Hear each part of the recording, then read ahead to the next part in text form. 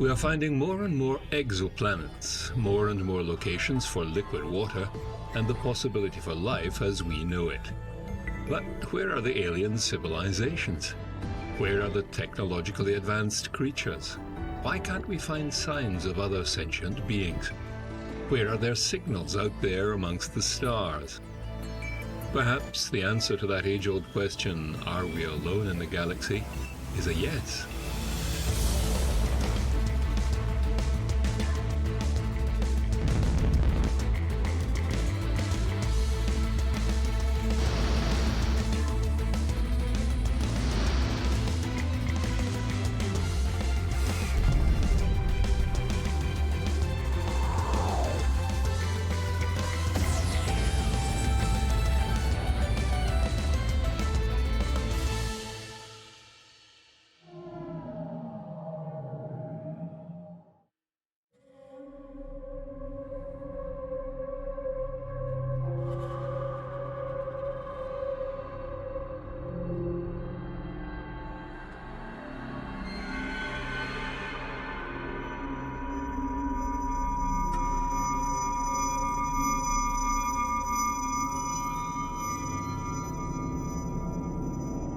American astronomer and astrophysicist Frank Drake established the search for extraterrestrial intelligence, or SETI, back in 1960.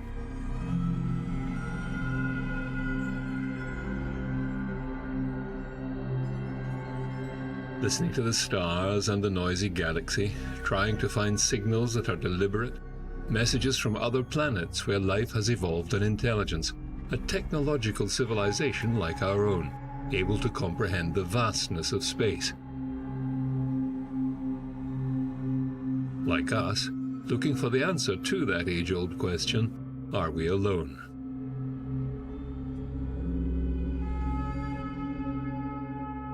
There are 3,700 known exoplanets so far. NASA's TESS is going to find lots more. The European Cheops mission will specifically study the known exoplanets and look for more around our brighter stellar neighbors. Multiple planetary systems and terrestrial, Earth-like planets are coming up trumps, and we've only been looking for 15 years. We have been looking and listening for nearly 60 years now with zero results. No radio signals, no laser or other light flashes in our direction, no attempts at communication that we can detect. So where are all the aliens?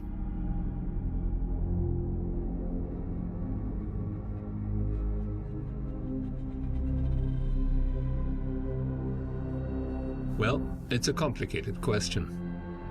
Stars that can harbor Earth-like planets, viable exoplanets that can sustain liquid water. As for life, how long does it take to generate life? Then, how long to evolve into intelligent life? Will that intelligent life become technological? How long will an advanced civilization survive? Tough questions when you only have Earth as your example.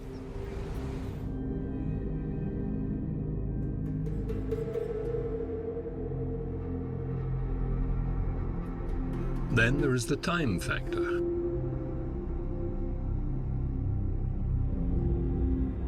The universe is 13.8 billion years old. Our star, the Sun, is 4.6 billion years old, and probably a third or fourth generation star. Earth is 4.543 billion years old.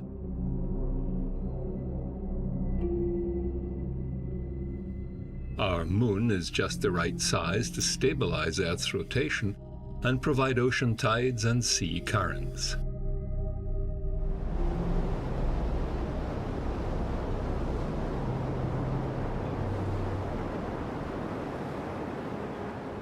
Life on Earth is at least 3.5 billion years old. Several major climatic and asteroid interventions steered the evolutionary cart leading to us, Homo sapiens, 200,000 years.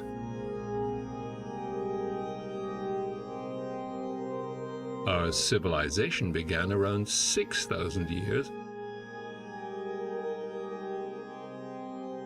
The industrial age is just over 200 years.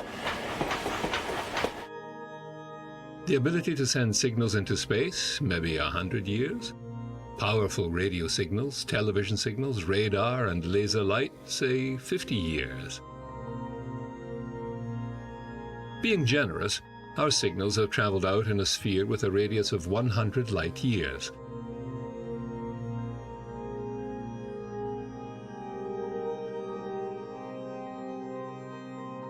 That's about 1,000th the width of the Milky Way, which is 105,700 light years across.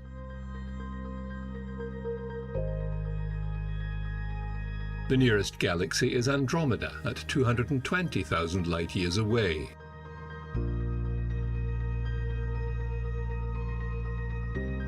How long will we continue to broadcast? In other words, how long will our technological society last? Some think not so very long. We have to be realists. There will not be too many terrestrial-like planets with liquid water and an atmosphere to support life, nurture that life to evolve over billions of years into a sentient species that may just develop technology and an understanding of the cosmos to want to listen out and respond to a signal from space. There is most likely life out there, but it's not talking to us yet.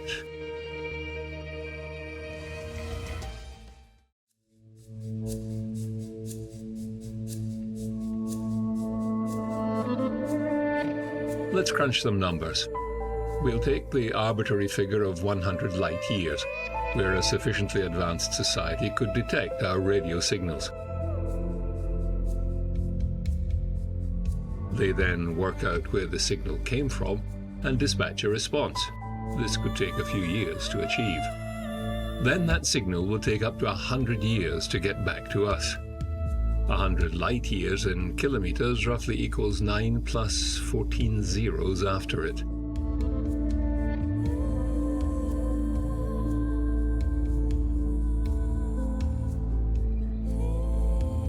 What stars are within that reach?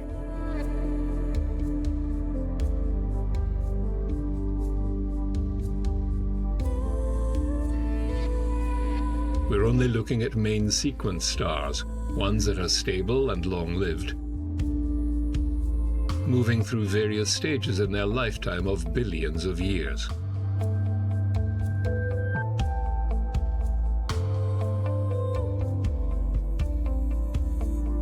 So we have 3,868 stars to choose from, plus a few more very dim ones we haven't found yet.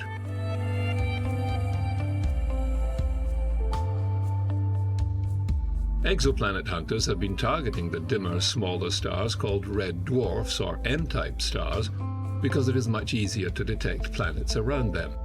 There are 2,026 stars of that class in our region. They have also been looking at the slightly larger orange K-type main sequence stars. Because of their spectral and luminosity qualities, astronomers favor them for having habitable Goldilocks regions. There are 947 and counting, though there are only 155 within 50 light years. Then there's the G-type stars. Our Sun is a G-type, so they are highly regarded for habitable zones. There are 512 of them.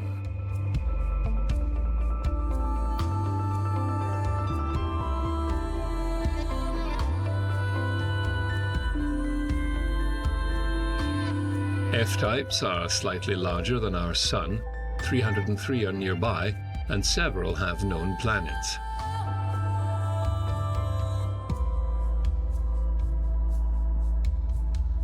A type which are young stars, a mere 100 million years old, and again have been found to harbor Jupiter-like gas planets, 76.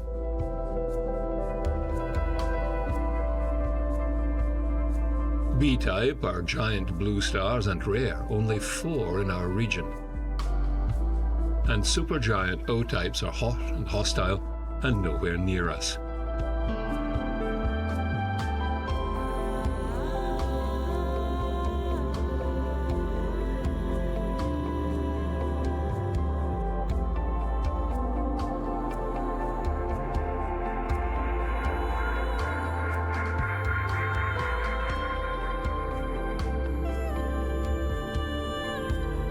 So, how many exoplanets? 3,700 confirmed exoplanets so far.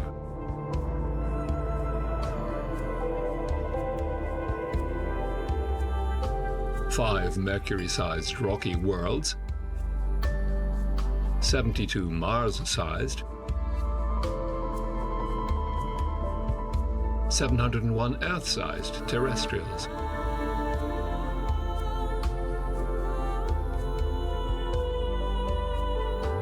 (982 called super-Earths), 799 Neptune-type gaseous worlds, and 1,217 Jupiter-sized gas planets. So that gives a current total of 1,683 Earth-like rocky planets.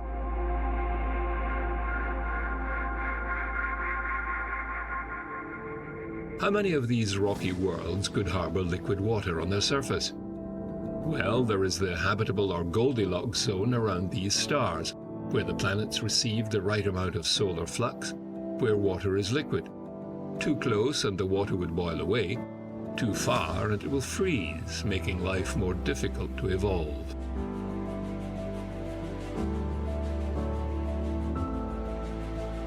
So, scientists have estimated there are 17 definitely within this zone.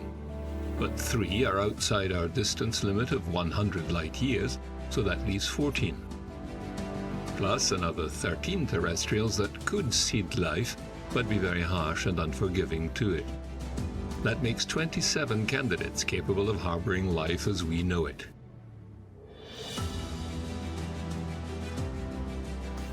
Life could be incredibly common because there are lots of planets out there, or it could be an incredibly rare event that only happens, on 1 in a billion planets in a galaxy.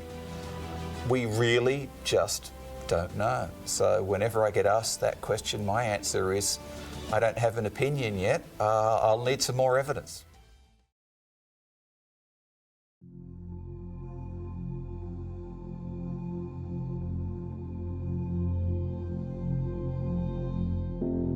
TREPPIST-1, an M-type dwarf star at 39.6 light-years distance, contains a solar system of 7 terrestrial planets and is a major contender for harboring liquid water.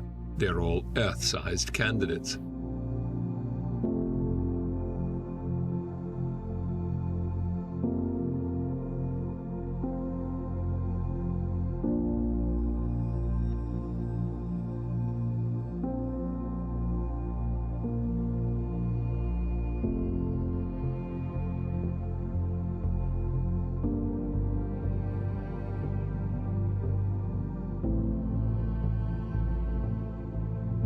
Other multi-planet systems in our region include HR 8832,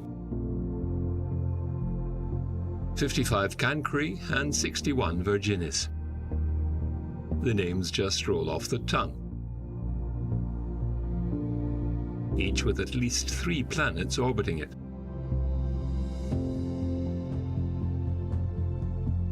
Well, looking at exoplanets, these planets around other stars, is a bit like detective work. They're so small next to a bright star that it's hard to tease out information unless you do it incrementally. So what we can tell right now is that these planets are, in fact, similar to Earth in size, and we can tell that some of them may be similar to Earth in its composition. Doing kind of crude studies of the density of these planets. We're also using the Hubble Space Telescope right now to do follow-up observations of the atmospheres of some of these planets to see the composition of the atmosphere and wondering and trying to find out if maybe there might be water in the atmospheres to see if they are similar to our own Earth's atmospheres.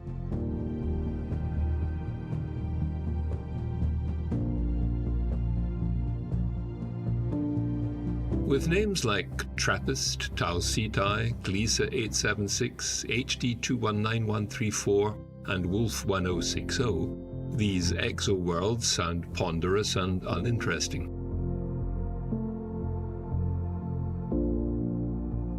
But one day they may be given more appealing names, because these are worlds with great potential.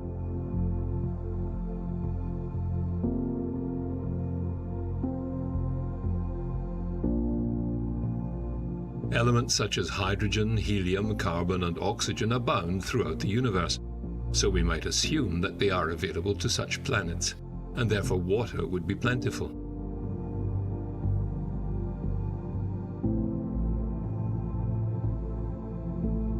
Even worlds completely covered in water are feasible. These basic elements also make up the active ingredients for life.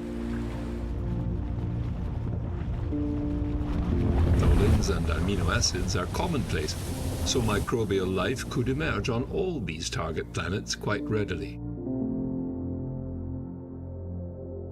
Now, we strongly suspect, based on an example of one, our Earth, that the laws of biology work the same everywhere too.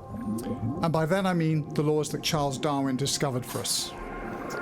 We think that based on these laws, that evolution can drive life to greater complexity and ultimately to intelligence. It's the smart thing to do.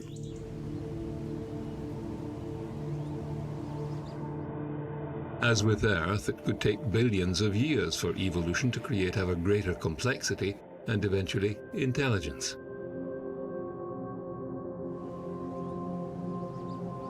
On Earth, most highly intelligent creatures are of the mammalian family, but the octopus developed its intelligence through an entirely separate route.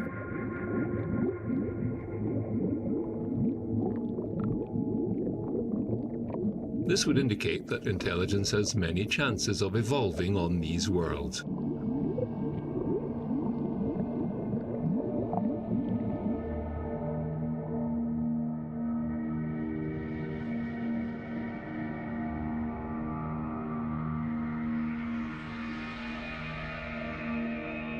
So, why are there no similar technological societies among these 27 candidate planets?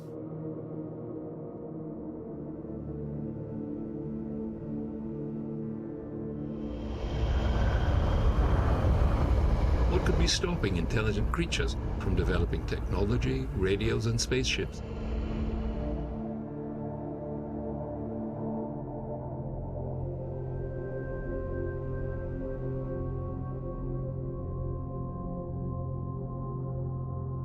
There are several possible answers.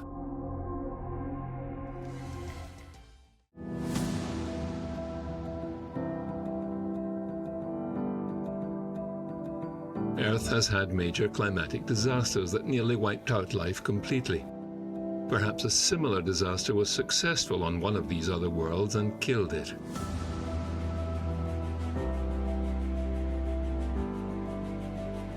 But even with these events befalling some of our candidate planets, there should still be 25 or more potential civilizations.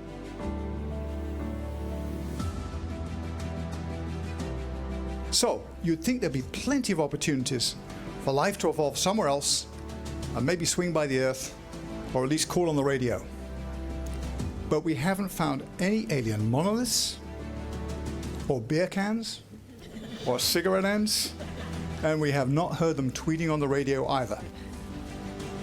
So, where are they? There are lots of theories about that, but I'm going to concentrate on the more plausible ones. First of all, there's the water trap. Maybe the worlds that have water on them are all ocean, for the most part. And if that's the case, you can't discover combustion, you can't make metals, so you can't make a radio or a spaceship. If our dolphin friends lived on an ocean planet, they would be stuck where they are, in the Stone Age, forever.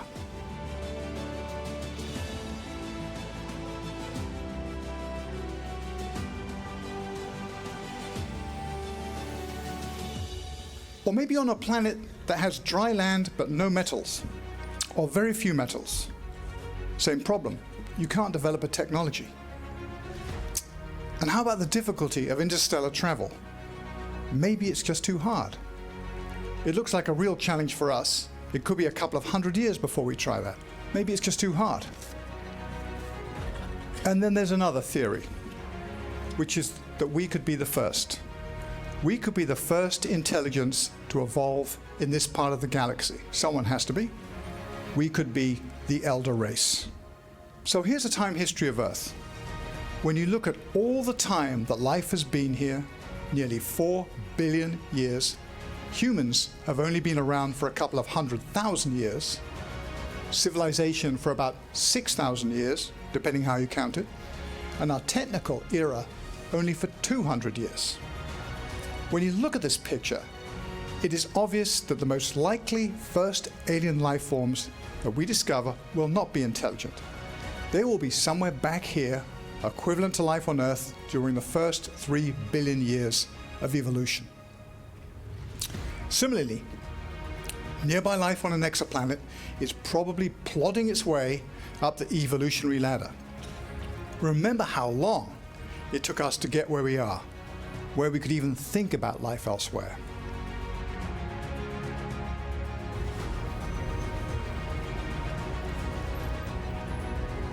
We Earthlings have the prime real estate in our solar system.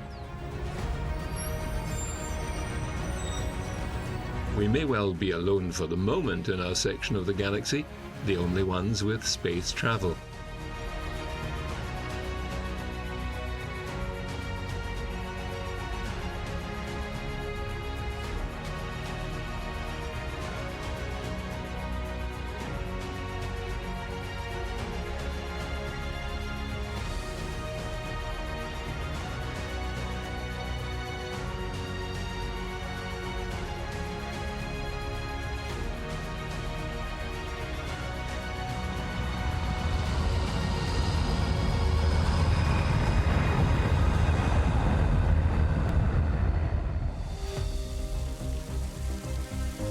If so, we need to take care of our planet and our civilization, and stick around long enough to see other intelligences and civilizations emerge over the coming millions of years on those 25 nearby planets.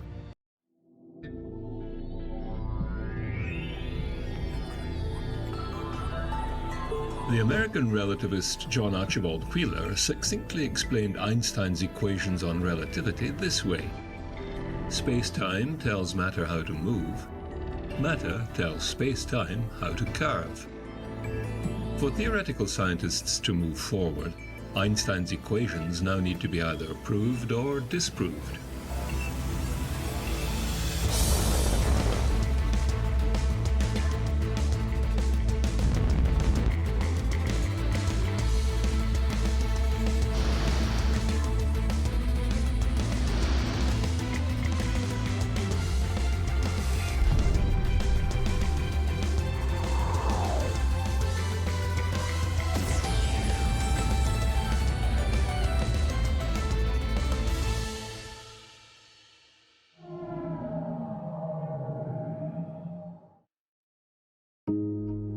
Two fundamental rules of the universe, as theorized by Einstein, are that light in any form moves at the same speed, meaning that space-time is smooth, and secondly, that the laws of physics are the same everywhere in the universe at any time.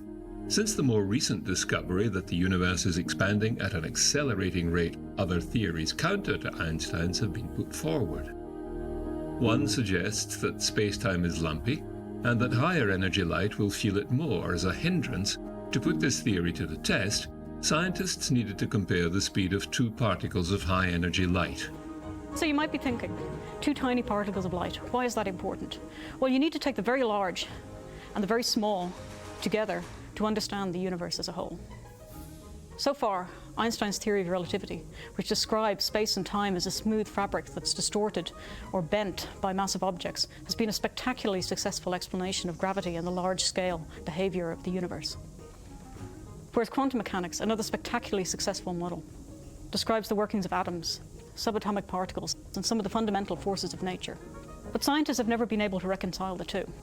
Both relativity and quantum mechanics are equally fundamental in their own regimes. So scientists want to find a theory of everything that describes the universe as a whole.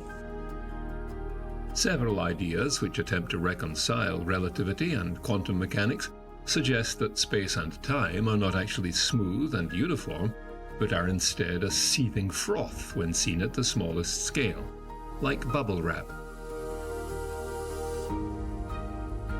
A low-energy, long-wavelength photon is unaffected by the lumpiness of space. But a high-energy, short-wavelength photon is hindered by the froth. This makes it move more slowly than lower-energy radiation, so it breaks Einstein's law that all light particles must travel at the same speed. To test this theory, they needed Fermi, the orbiting gamma-ray detector.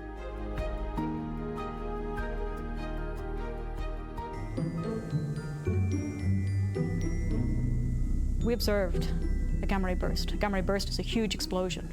That gamma-ray burst produced a large number of photons, one of which had enormous energy, very short wavelengths. Those photons traveled 7 billion years to reach us, and yet the highest energy, the shortest wavelength photon, arrived within 900 milliseconds of the lower energy photons. That's a little bit like racing two speedboats, one through water and the other through molasses, and having them arrive at the same time. It just doesn't happen. Because Fermi saw no delay in the arrival time of the two photons, it confirms that space and time is smooth and continuous, as Einstein had predicted. And it shuts the door on several theories of everything that had predicted that space and time might be foamy enough to interfere with light.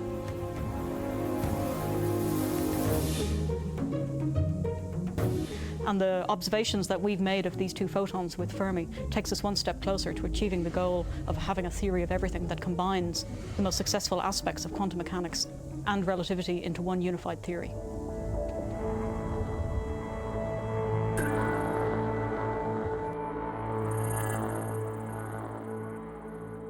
Einstein's theory also predicted that gravity could bend light, an astronomical effect as seen here called an Einstein ring. Gravitational lensing is where the light of a galaxy behind another gravitational body is bent around it, forming a ring of distorted light. But do the numbers add up? And can the mass of the interfering object be measured using this theory? So we've known for a long time that on the scale of the solar system, general relativity is either the correct theory of gravity or extremely close to correct. But we don't actually know whether general relativity is the correct description of how gravity works on the scales of individual galaxies or of the universe as a whole. So we used two phenomena. One is called gravitational lensing. So general relativity says that when you have a massive object like a galaxy, that causes space-time to be deformed.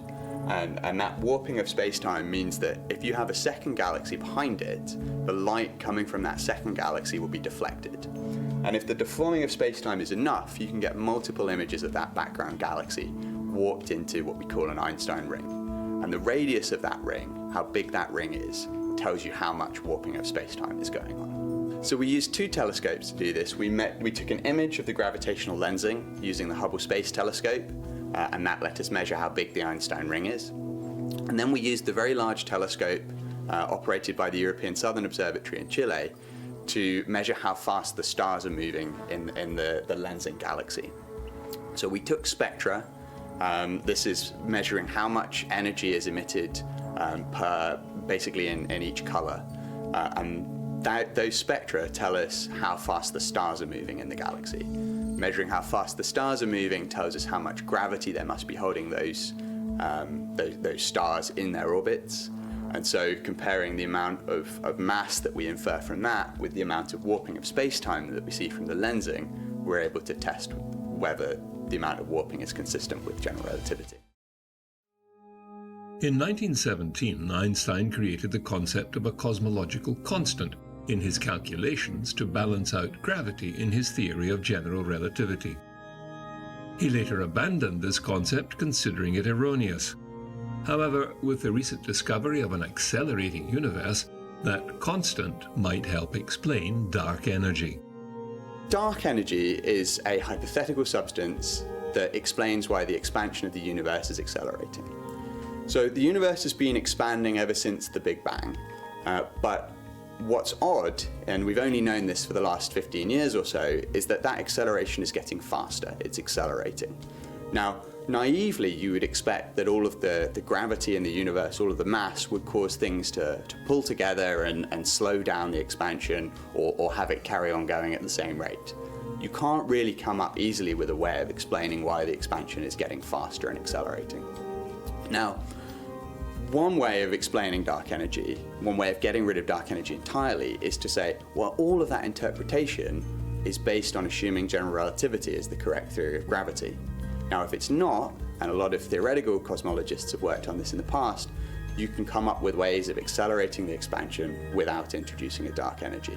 Now, our work, which we found that general relativity is the correct theory on the scale of individual galaxies, tells us that if you want to explain away dark energy, you have to maintain the validity of general relativity on astronomical length scales.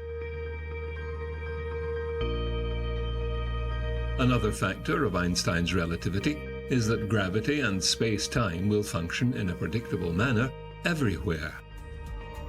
The whole theories about the formation of the universe, how the universe is evolving, are based on one philosophical and fundamental assumption, which is that the laws of physics are valid everywhere in the universe and at any time in the universe. While here on Earth, we can only prove those laws of physics now and on certain circumstances. So it's very important in astronomy to also check that those laws of physics are still valid, where the gravitational fields are much stronger. Recently, it has become possible to put that theory to the ultimate test. The effects of Einstein's general relativity will be assessed in the most extreme gravitational conditions imaginable, at the heart of our own galaxy. We think we know that this object we have in the galactic center is a black hole, but to prove that, without any doubt, we have to come so close that we actually have to measure the fabric of space-time and see that it's that which the theory of Einstein predicts. So that's the concepts. Then comes the question of difficulty, and I have to say, ooh, that was a long path. It was very, very difficult because while gravity is sort of an obvious thing, you stand here on Earth and you sort of have an idea what it is. In reality, it's an extremely weak force, and the effects of general relativity are extremely small. So you have to measure to a precision which we are normally not used to in astronomy.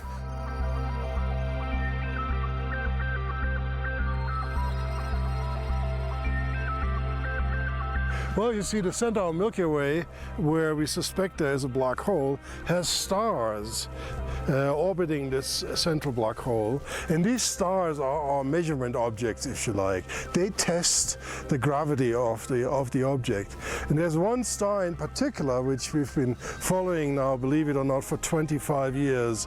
That's more than half of my scientific career, with telescopes here at ESO in particular. And we've charted the orbit of this star, and we know that around this time, this star will make it as close as 4 times the distance of Neptune to the Sun. That's 17 light hours. So that's very, very close. And that's the unique opportunity to, in fact, test out the gravitational theory, because there gravity is the strongest. The star now moves with about 3% the speed of light, or several hundred times the speed of the Earth around the Sun. And that's when these tiny little warps in space-time, which cause general relativity to be different from Newtonian theory, to be most pronounced. So it took us about a decade between 1990 and 2000 to basically come up with robust evidence for this mass. And then in 2002, nature gave us just an absolutely miraculous star which moved so close to this object that you could see it zip around the mass in a matter of only a few years, and that gave us absolutely fantastic information. We could estimate the orbital parameters, the mass, etc., and we were fairly sure it's a massive black hole. Now the orbital period of this star is 16 years, and these measurements we took here on the then new very large telescope we took in 2002. Take 16 plus 2002, and that's 2018. So our star is coming back to its original, very close position near the black hole. That's the time when we want to be there and make these measurements. Preparations for this breakthrough observation began in early 2018 at ESO's Paranal Observatory. Their cutting-edge astronomical equipment was readied to make measurements of one of the most extreme gravitational laboratories at the center of the Milky Way. For the discovery, a combination of 3 instruments of ESO were used: NACO, Symphony and Gravity, and all of those instruments are unique in the world. NACO is adaptive optics in the infrared. We don't have so many in other telescopes. Symphony is a high-resolution spectrograph, very important to measure at which speed the star is coming to us or going from us. And Gravity is an interferometric instrument, the only one in the world that can combine 4 big telescopes, 8 meters telescope, with a baseline of 130 meters, so having the same resolution as a 130-meter telescope. And it has, in addition, the capability to do astrometry, very accurate astrometry, so it measures movement that are the equivalent of an astronaut on the moon moving a flashlight by about 10 centimeters. And the combination of all these instruments, interferometric and classical spectroscopy, adaptive optics, is what makes ESO unique. It's having all of them on the same side in a position where you can observe the galactic center in good conditions. So by testing, by measuring these predicted physical teeny effects, they are a very, very small fraction of what we knew so far. That's why we have to make such precise measurements. That's how we can test general relativity in this domain. You need to get very sharp images. And the best way we can get sharp images is to make big telescopes. But since we don't have these very big telescopes, we combine telescopes. We create a super telescope, in this case, which is 130 meters in diameter. Even with the impressive size of the very large telescope, the only way to precisely measure the path of the star around the supermassive black hole took some innovative telescope teamwork. For our work so far, what we've done is we've taken pictures with the single big telescopes, the single 8-meter telescopes, and make them as sharp as you can be. The problem is, and you see this in my hair, there's wind. And the wind distorts the waves. And so either you go out in space, very difficult for an 8-meter telescope, or you take the 8-meter telescope and you repair the distortions which the Earth's atmosphere does, like on a hot day when you travel along a road and you see the flimmering of the distant approaching cars. So that's what we do. That's called adaptive optics, and that makes the images with single telescopes already very sharp. But that's not sharp enough for what we want to do now. We really need to make still better, still 10, 20 times sharper images to see the tiny effects of general relativity. And that we do by taking into account that ESO not only has 1 telescope, but 4 of these gigantic 8-meter telescopes, and we can bring them together as if it's one. That's a very challenging experiment, but we've done this now, and so we are ready to make these measurements at an unprecedented precision. So we combine the light from 4 telescopes, the very large telescopes, here in the center of the mountain of the observatory.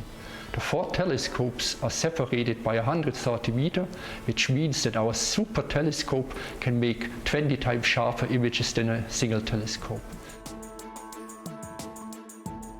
that we have all 4 telescopes working together, and in addition to these 4 telescopes we have a beam combiner, and this combines the light from all the 4 telescopes, and this is gravity. Gravity is, of course, it's the best, because we can really trace the orbit of this star very, very carefully with really good accuracy, so we can now get very nice orbits, and we're trying to test all our theories with this very nice data we have now. 2 other state-of-the-art instruments will reveal an effect called gravitational redshift. This is visible when light from the star is stretched to longer wavelengths by the very strong black hole. We actually expect that we can see general relativity, and how can we see that?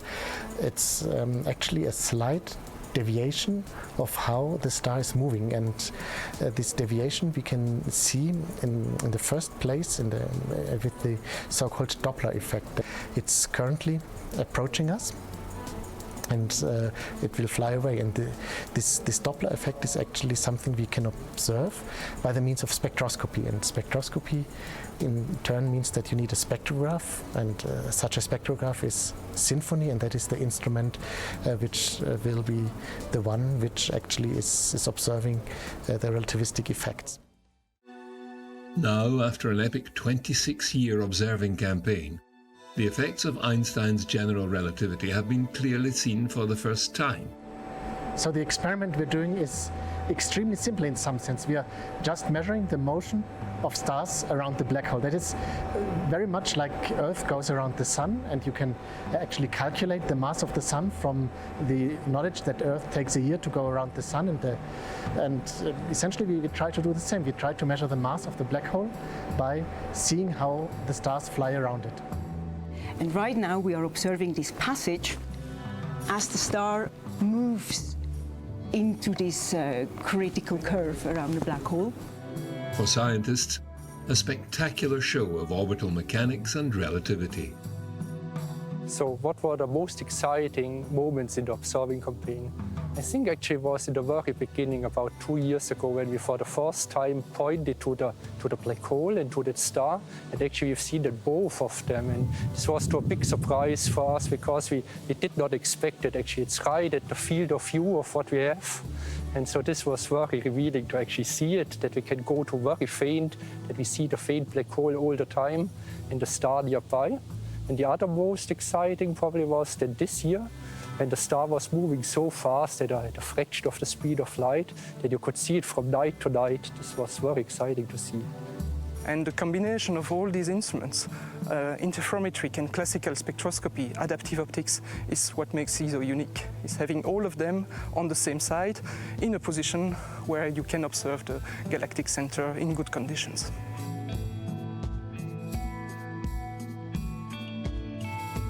The beauty of it is that it's a very simple experiment in the phenomenon. Yeah, there are some technical challenges that you have to overcome to build the instrument and perform the experiment, but the concept is very simple. You can probe the black hole properties, and then you can probe the gravitational field, which is a very strong one, and up to now, when whatever tests for the general relativity or this geometrical theory of gravity that we have has been in the solar system, and also some pulsars, but in this very strong regime it has not been tested. So this is just a starting point for it, with the developments like instrument developments and the new telescopes. We will do more and more of this.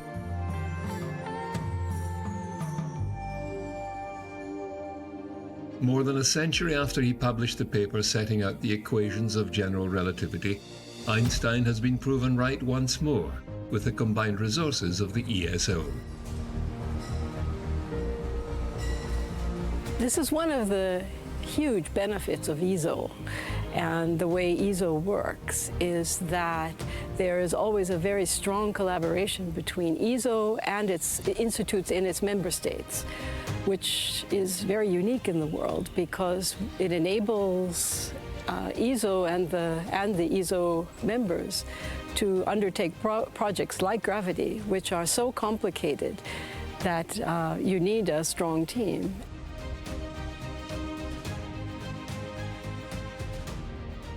Well, what comes next? For the next years, we have a pretty good outlook of what will happen. So the next effect, which we will see, is a Schwarzschild precession. This means the orbit of the star will rotate. The ellipse will rotate a little bit. And so this is an effect which we will see next year. Pretty sure about it. Then we come to more subtle effects of general relativity, but even more exciting. This is about the space-time itself around a black hole. So the space-time around a black hole will rotate with the black hole, and so this will move the orbits of the stars yet in another direction.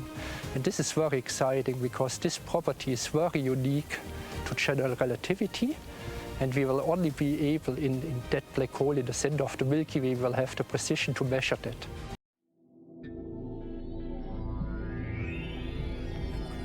CubeSats.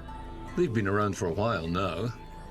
The domain of universities and institutions wanting to teach and gain experience in space.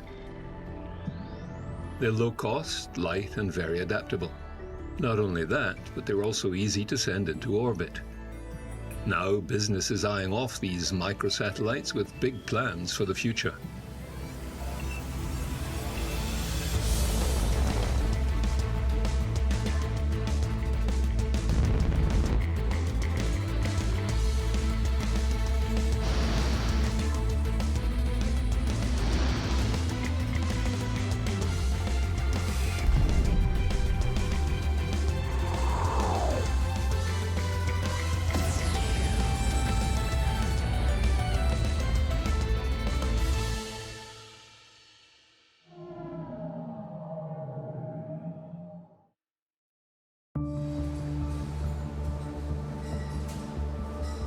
The traditional satellite is an industrial and technological marvel.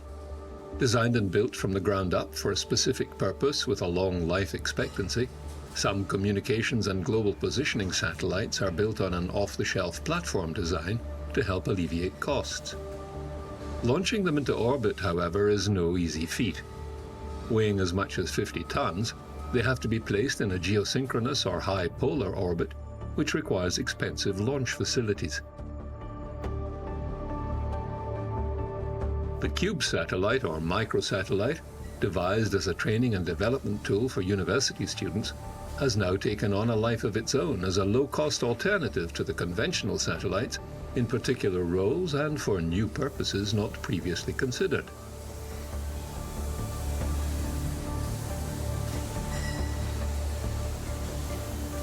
A CubeSat is a nanosatellite basically in a box size. Standard dimensions of a CubeSat would be 10 by 10 by 10 centimeters, and you can have multiples of that unit. So you could have a 3-unit CubeSat, for instance, 10 by 10 by 30 centimeters, and all of the satellite equipment has to fit inside that box. The origin of CubeSats goes back over 10 years. In the US, university professors were looking for ways to allow their students to essentially build and fly satellite hardware during their degree courses. And so that was envisaged as a very low-cost way for universities to get their students well educated in the engineering skill. University student teams from around Europe have been busy in the last months making the final preparations for ASIO, the European Student Earth Orbiter. ASIO is preparing the space workforce of tomorrow. The student teams designed, constructed and tested the essential parts for the mission. During its whole project life cycle, ASIO engaged several hundred students, and already before launch we can say that it achieved all its main educational objectives. Launched aboard a SpaceX small satellite-dedicated Falcon 9, ASIO was released into a polar orbit. Aboard the satellite there is a radio amateur communication system by the University of Surrey and AMSAT UK in the United Kingdom. This enables ASIO to transmit real-time data to schools and universities for science and engineering lessons. I participated in the LMP project. It is a bit a personal project for me because there is a component which I helped in the design, and I wrote my thesis from this component. I've been involved in the development and testing phases of the power distribution unit of the ESO satellite. It's an amazing feeling that your device will go up into space and it's ready, it's working well, and I'm so happy. ESO is a complex system, and in the end I think it was challenging activity for all the payload teams. We had the chance to stay with them. We had the chance to teach them a few things that typically are not so common in academia. ESO gave us the competence to actually build any scientific instruments here in the observatory. It gave us both the competence and also the connections with ESA, and we learned a lot from the projects in order to develop our further missions. There's been some evidence that lightning produces gamma rays, and this is really the first satellite that's going to go out and investigate if and how and where and everything associated with gamma rays coming from lightning. There's been evidence, and others have seen this, but again, there's never been a satellite dedicated looking down at Earth for these terrestrial gamma ray bursts. We want to make artificial signals similar to lightning and see what the board does, make sure it's filtering those signals the way we want. We're going to put it into HDL code and then get it through this chip. One of the tenets of the CubeSat program is to involve undergraduate students at all levels, from design to building to some of the theory, data acquisition, every aspect of this. So we're really training here the next generation of space scientists, of satellite engineers.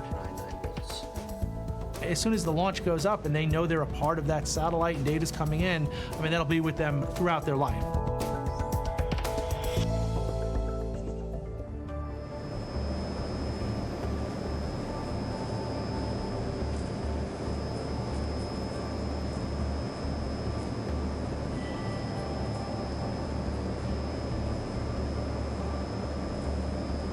Where else could CubeSats be applied? A major space mission to Mars, InSight, was a perfect opportunity to test out some new technology.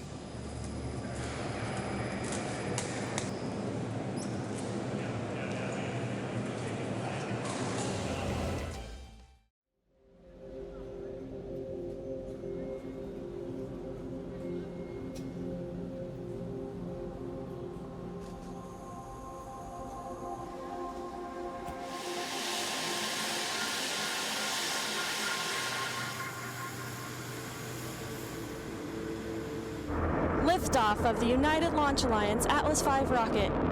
The Atlas V RD-180 main engine ignites and generates more than 860,000 pounds of thrust.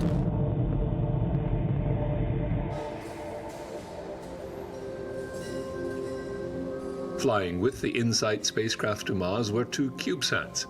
Called Mars Cube 1 or MARCO, they were a technology demonstrator and the first use of miniature modular CubeSat spacecraft design in deep space.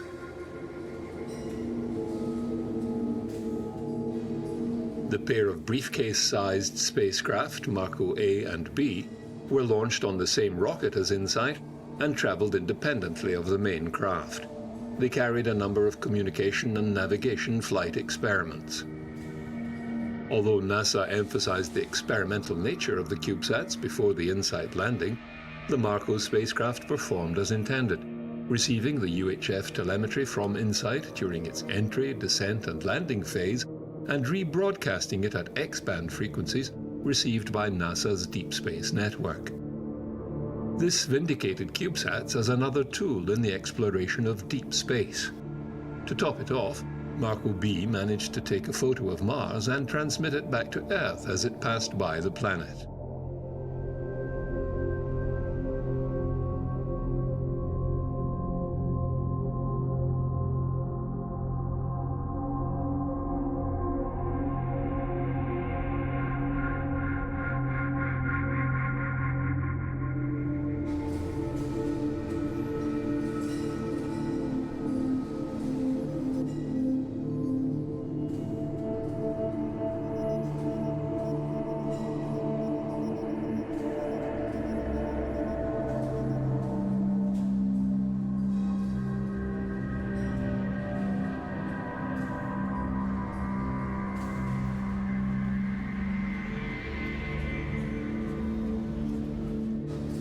The rush to exploit CubeSats is on.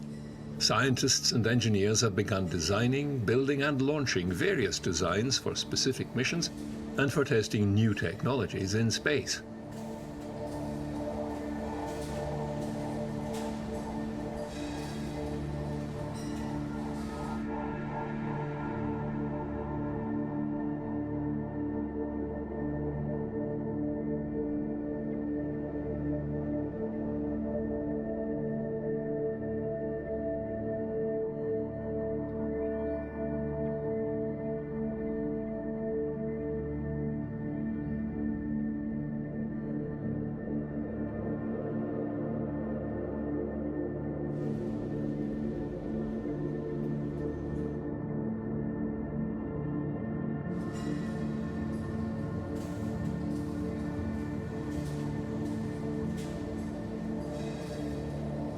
Rocket launching companies have been quick to respond, developing and flying dedicated launches for the emerging small satellites market. SpaceX and ESA's Vega launchers are among these companies, while the Electron from Rocket Labs has already begun flying commercial CubeSat launches and is planning a monthly service.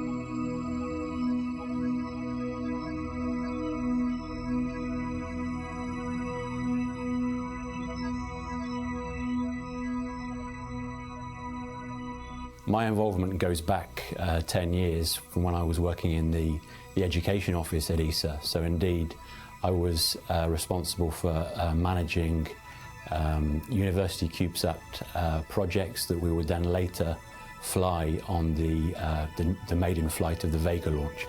We had 7 CubeSats that flew on the Vega maiden flight, and actually many students were involved in those projects, and they went on to graduate, and many of them formed their own spin-off companies, which now forms the basis of the CubeSat industry today.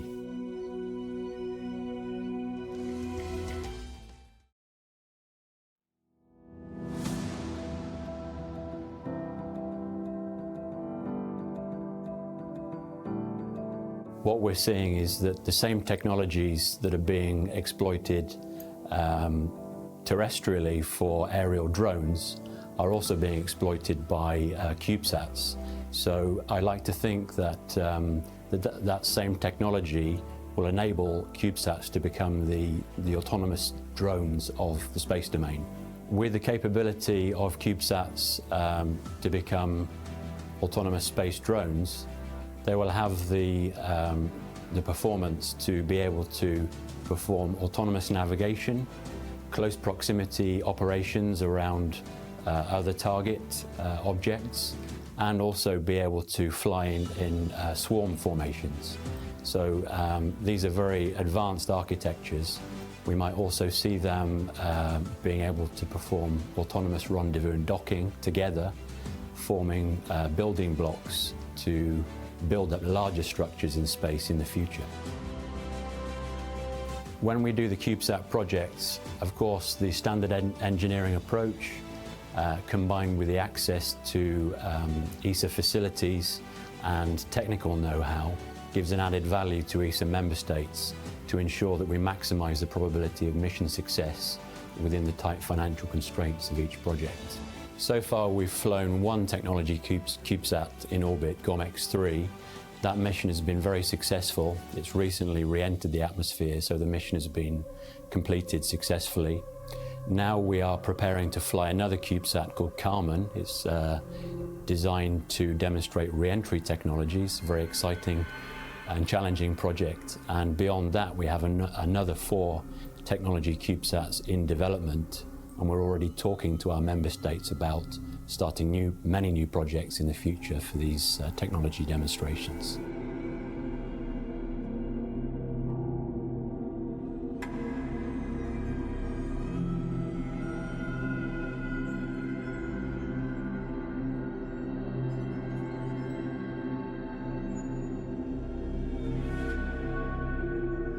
The use of microsatellites for commercial and industrial purposes is a growing field of interest, as is the concept of the Internet of Things.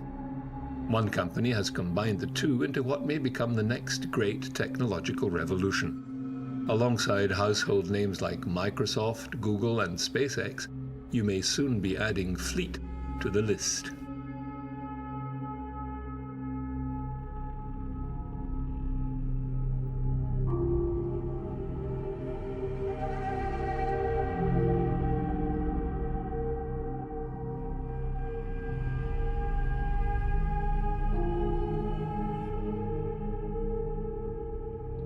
So Internet of Things is a concept that probably started 5 to 10 years ago. You know, people were talking about this. There are 25 billion devices coming online in the net. It's the 4th industrial revolution. Everything will be connected.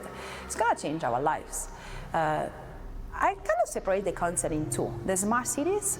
So when our life will change into buildings, you know, your Fitbit connected to your fridge and your car driving itself, and smart fridges, smart traffic lights, and so forth. And also smart industry. So what happened in remote areas, in a big farm or in a big oil and gas company, a big mining, that's a heavy industrial revolution. So Internet of Things is the idea that we are kind of changing the way we operate. We have spent 40 years connecting people and, you know, bringing computer inside factories, and suddenly everyone has got a computer that cannot live without it. You know, if there's a day you cannot use a computer, you go home because what am I supposed to do? So in the next 40 years, things will change the industry in the same way the computer did. So imagine a big farm, suddenly everything will be connected, you know, from the soil to the literally soil, you know, content to animal tracking, weather station, thousands of sensors that we allow the farmer to literally understand so much of the way they operate that we will solve the biggest problem on earth, you know, water leakages and drought and so forth. But that goes into, you know, transport and logistics, not measuring pallets and fruits traveling all over the world. I think we waste 60% of our food in supply chain. So there are big changes happening, and this is all about little sensors being connected. The problem is that this big industry that I'm mentioning, they have no 3G. I mean, 3G, 4G, even 5G covers the population, but 95% of the world is unconnected. And this is where our farms are, where our mining and oil and gas company are, where the shipping containers are. So it's a kind of a problem that terrestrial infrastructure cannot solve. And well, we got space, or we solve it from space.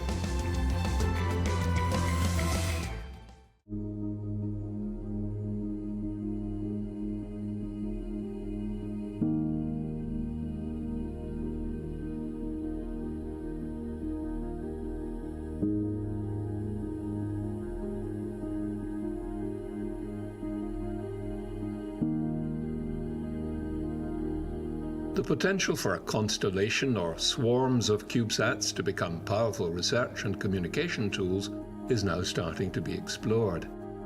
The ability to track almost anything across the planet is now a reality. The possibilities seem almost endless.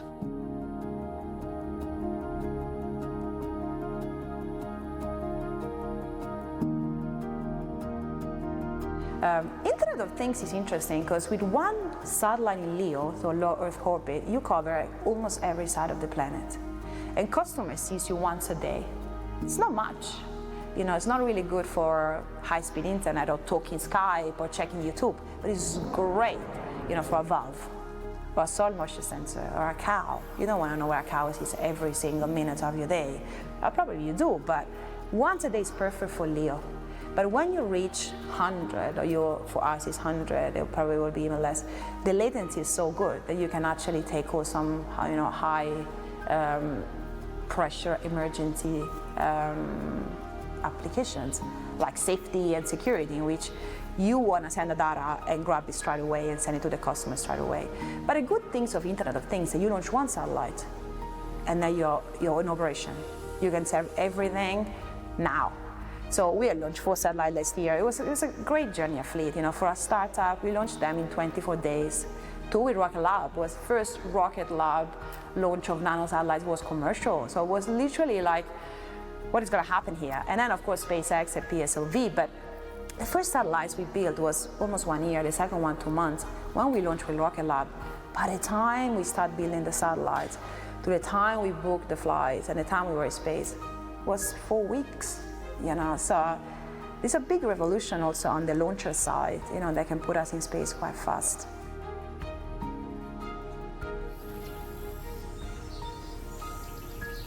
This startup company seems to have hit the nail on the head. Low-cost terrestrial sensors can be hooked up to almost anything, and their status uploaded to the CubeSats for transmission to the clients via the net.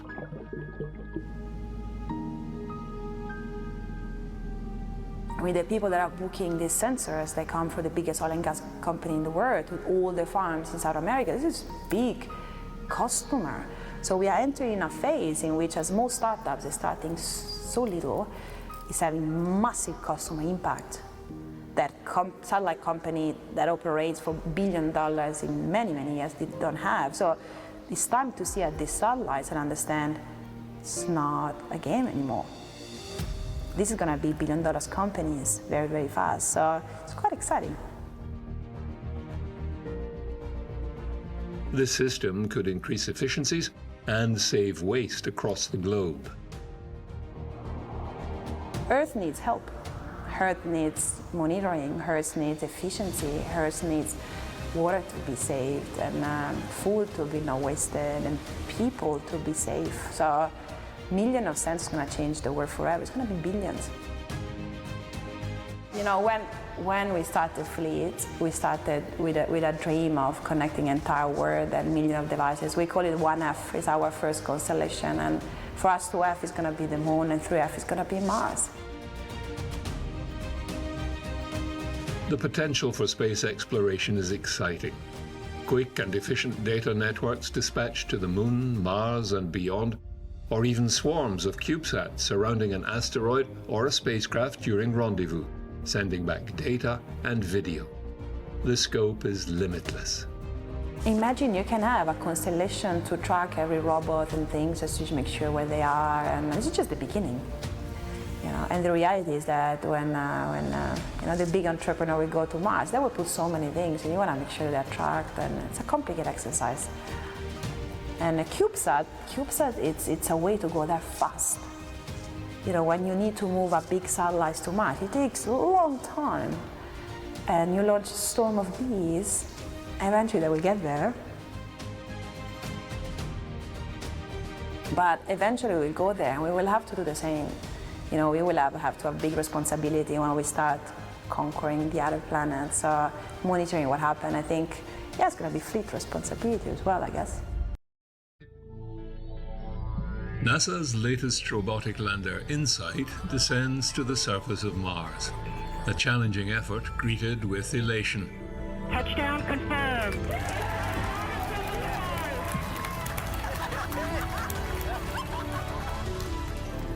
Meanwhile, an orbiting ESA satellite, ExoMars, begins its own exploration of this enthralling planet.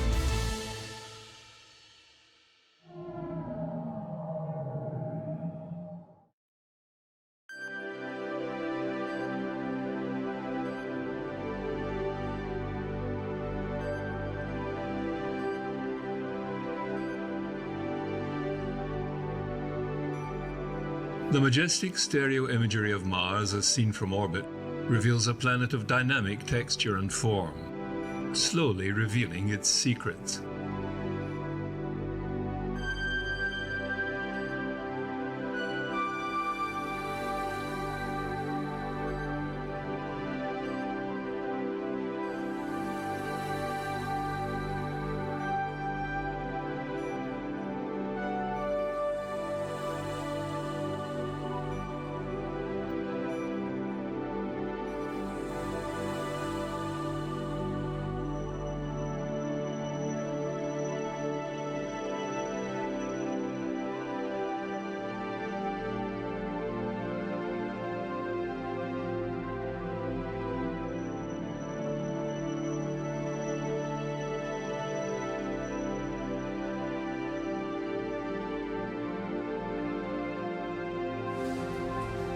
We've sent a lot of missions to Mars in the past. We've sent rovers, we've sent orbiters, they've done a lot of really great science and a lot of really interesting measurements, but those measurements just scratch the surface of Mars.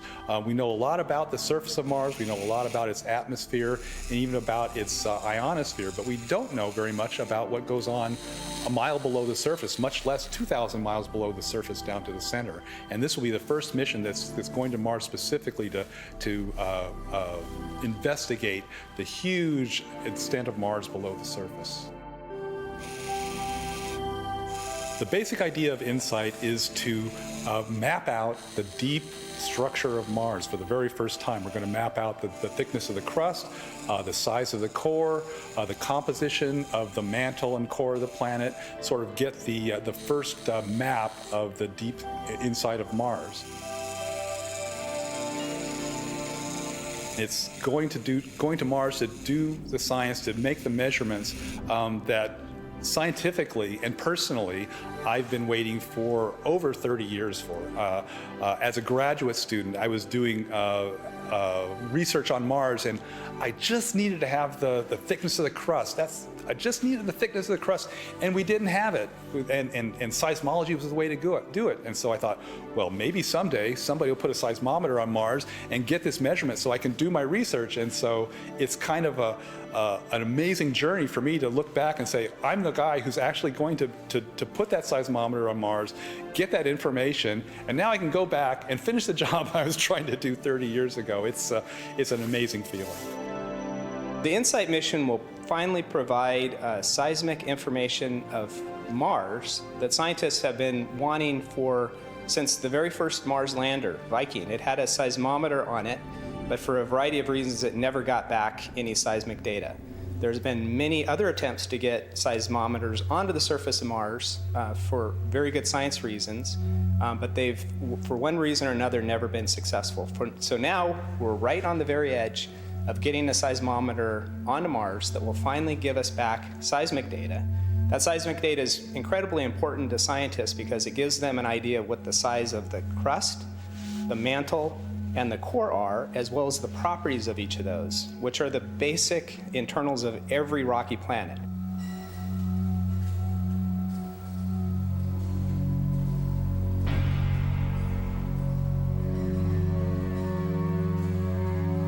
The most fun or interesting thing about InSight from an engineer's point of view is really that we're playing the claw game super far away on Mars. We're taking this grapple and we're going to pick up an instrument and lift it up off the deck and put it down on Mars. So I like to say that we're playing the claw game on Mars with no joystick.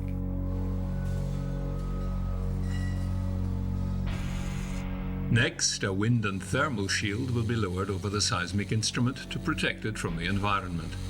The second instrument, the heat flow probe, will be placed on the ground and over time will hammer itself down to take subsurface readings.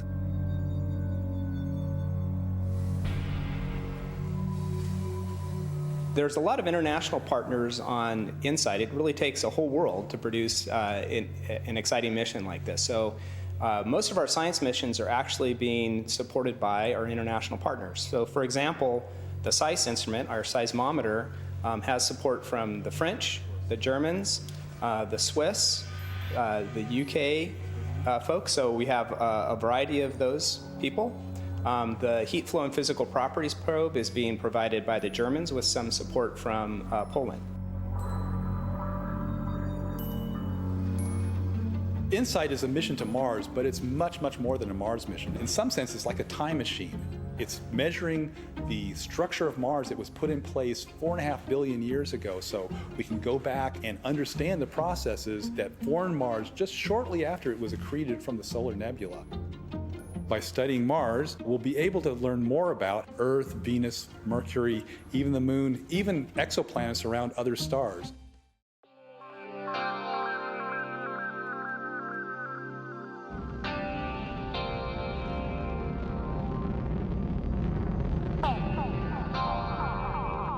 ESA's Trace Gas Orbiter mission arrived at Mars some time ago. Since then, this 3.5-ton spacecraft has been gently brushing the atmosphere to gradually adjust its orbit.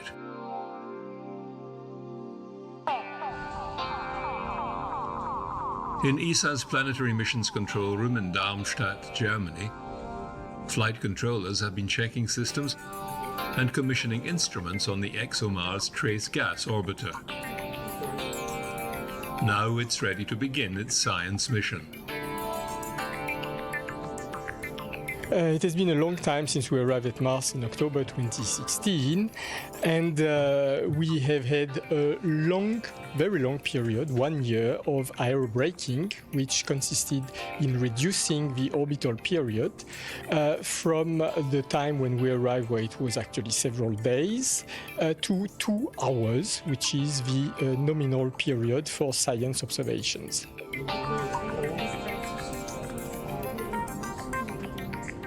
I'm looking forward to the next few months enormously because the TGO will finally be able to show its full capability, the full capability of its instruments in terms of accuracy and the quantity and quality of data, pictures, spectra.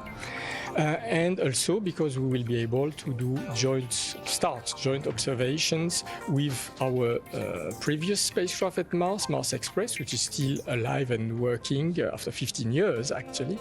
And for ESA having 2 spacecraft around Mars in complementary orbits from a scientific point of view is very exciting and will allow certainly some very interesting discoveries and observations.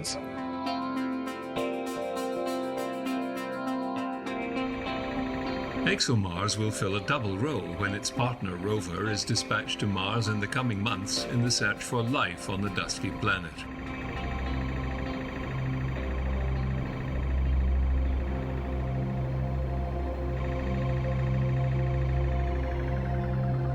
It is a communication satellite on top of being a science orbiter. The so-called relay function allows us to communicate with all landers and rovers on the surface of Mars. At the moment, there are only rovers and landers from NASA, Curiosity and Opportunity. Some tests had been done already soon after arrival at Mars. And now we are going to start a campaign to calibrate and determine the best performance to relay data. The Trace Gas Orbiter's primary mission, however, is to identify gases in the Martian atmosphere, particularly methane. First hinted at by Mars Express, and then by NASA's Curiosity rover as it sniffed the atmosphere with special sensors. Well, we know that the lifetime of methane is very short, just a few hundred years. It will be broken down by the sunlight, by the UV ultraviolet component of the sunlight. So if it is there now, we know that it has to be refilled all the time. And where does it come from? That's the big question. It cannot be synthesized really in the atmosphere. It has to come from the surface or from the subsurface. But what are the processes that produces it? This is what we want to find out. One possibility is that it is some geological reaction between minerals and water.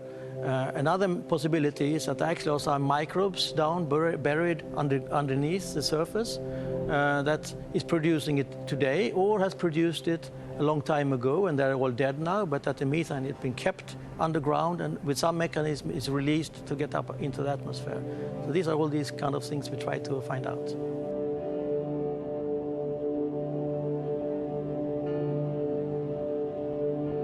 By using the orbiter's powerful spectrometer, scientists hope to discover whether the methane comes from a geological or biological source. 95% of methane on our own planet comes from living organisms. The ExoMars rover, landing in 2021, will drill up to 2 meters beneath the surface to search for this evidence of life. And the rover, as well as NASA rovers and landers, will use the orbiter to keep in touch with Earth.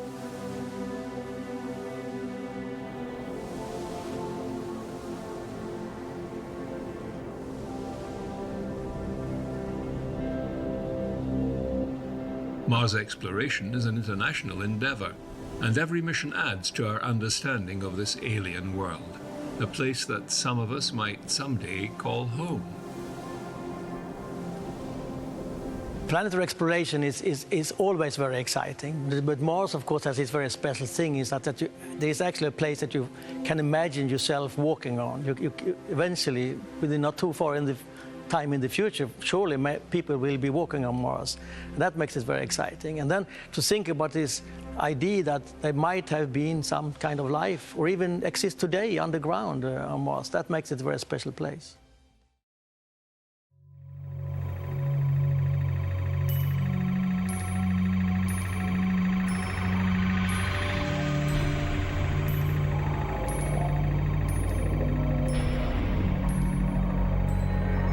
Curiosity landed in Gale Crater on an ancient lake bed. A few months after arrival, it drilled into sedimentary rocks and detected traces of organic molecules using an instrument called SAM.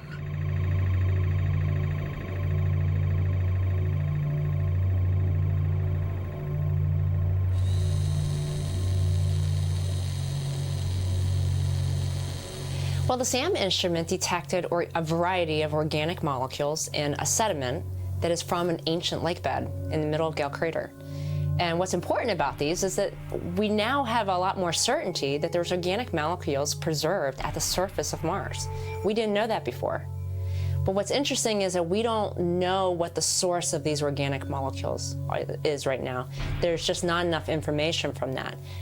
However, if we drill deeper and we look around a little bit more, we might actually be able to get to that information and tell, did they come from life? Did they come from geological processes? Or maybe they were from meteorites that were deposited in the lake. We just don't know right now, but hopefully we'll figure that out. Curiosity is searching for carbon-based organics.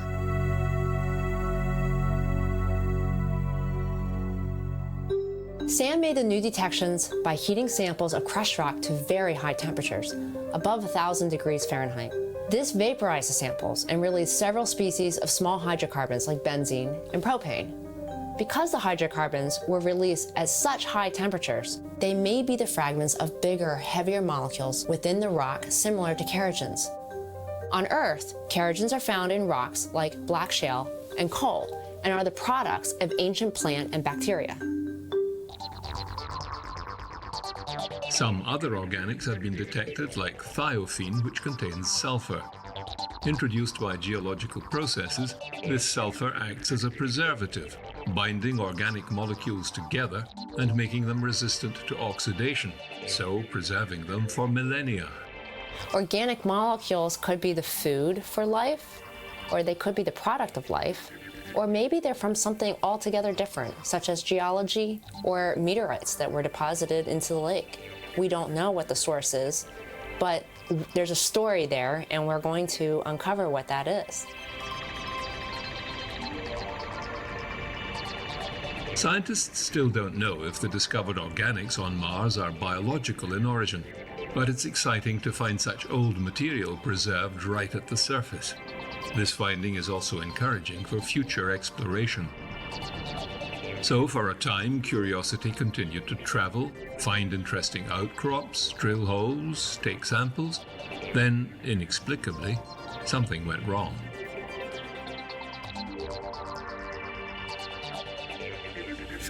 The drill's feed mechanism, which is responsible for moving Curiosity's drill bit into and out of rocks, didn't move when commanded. When Curiosity drills into a rock the way it was designed to, the drill's two stabilizer posts touch the rock first to steady the arm while the drill's feed mechanism moves the bit forward into the rock. Without the feed mechanism working, we can't drill that way. To solve this problem, we do what we always do. We worked it out in the test bed using Curiosity's twin on Earth. Our team of engineers and scientists have been working for months to figure out a way to collect and deliver rock samples without using the feed mechanism. Here's what we came up with. Using our new technique called feed extended drilling, the stabilizers are not used. The bit is now in a forward position extended past the stabilizers. Moving the drill straight into a rock and retracting safely without the stabilizers is challenging. We move the arm instead of the feed mechanism to place the bit onto the rock and press it forward as it drills. After making contact, we apply a light preload and drill a shallow pilot hole. We use a force sensor in the robotic arm to give Curiosity a sense of touch. This lets Curiosity adjust its arm motion and avoid getting stuck while drilling, kind of like you might adjust your arm while drilling into a wall at home. After drilling, we use a similar technique to retract from the hole without getting stuck.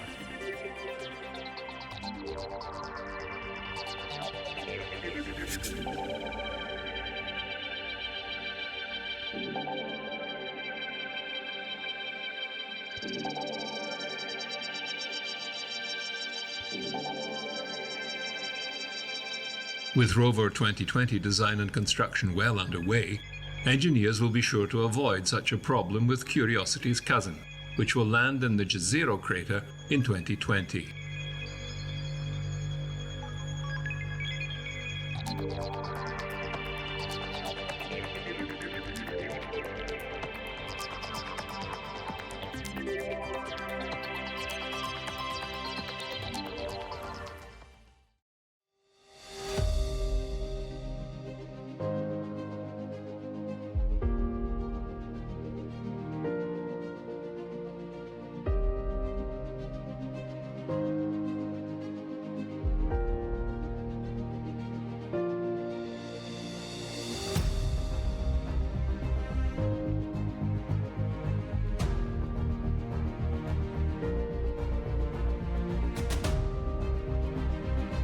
"2020 will be a banner year for the exploration of Mars.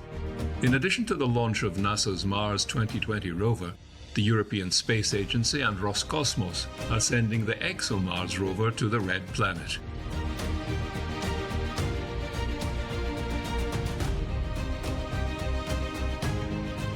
Rover 2020 and its companion helicopter will no doubt expand our search for life, past or present.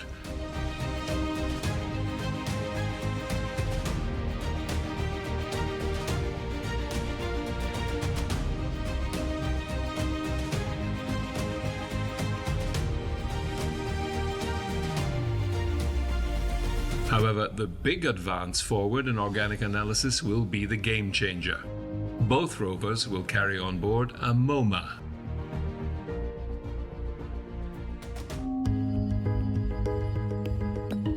The Mars Organic Molecule Analyzer, or MoMA, is the largest and most complex instrument on the rover.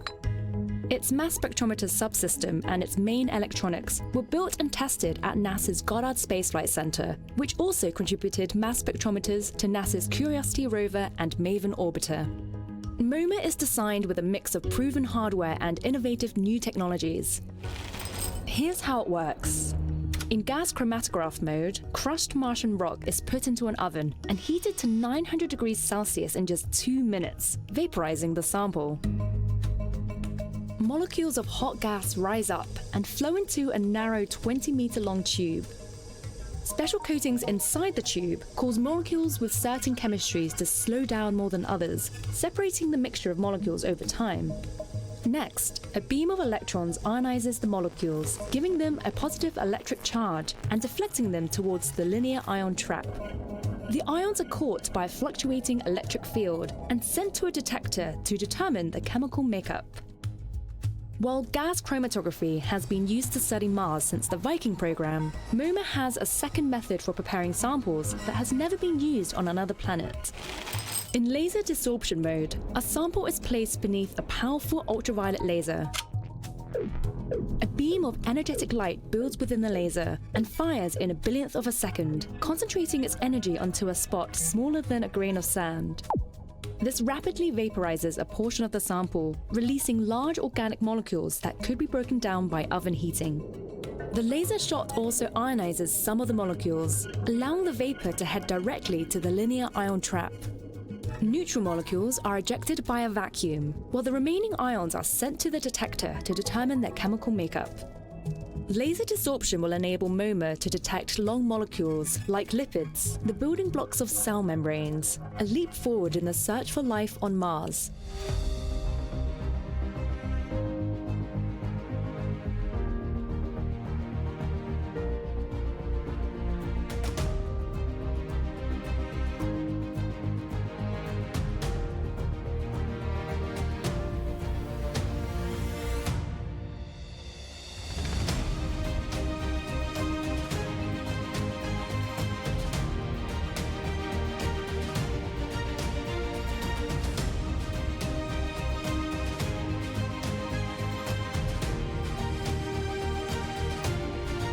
The question of life on Mars is among the most important in planetary science, and the evidence may be buried just below the surface.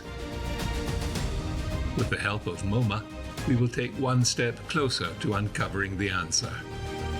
These images will pave the way to a new understanding of life in our solar system. Gaia launched in December 2013. Its 5-year mission: to study the billions of stars in our Milky Way galaxy. Its first data release covered a mere 1 billion stars, and the distance and motions for just 2 million. Now its second data release has updated this to an extraordinary 1.7 billion stars.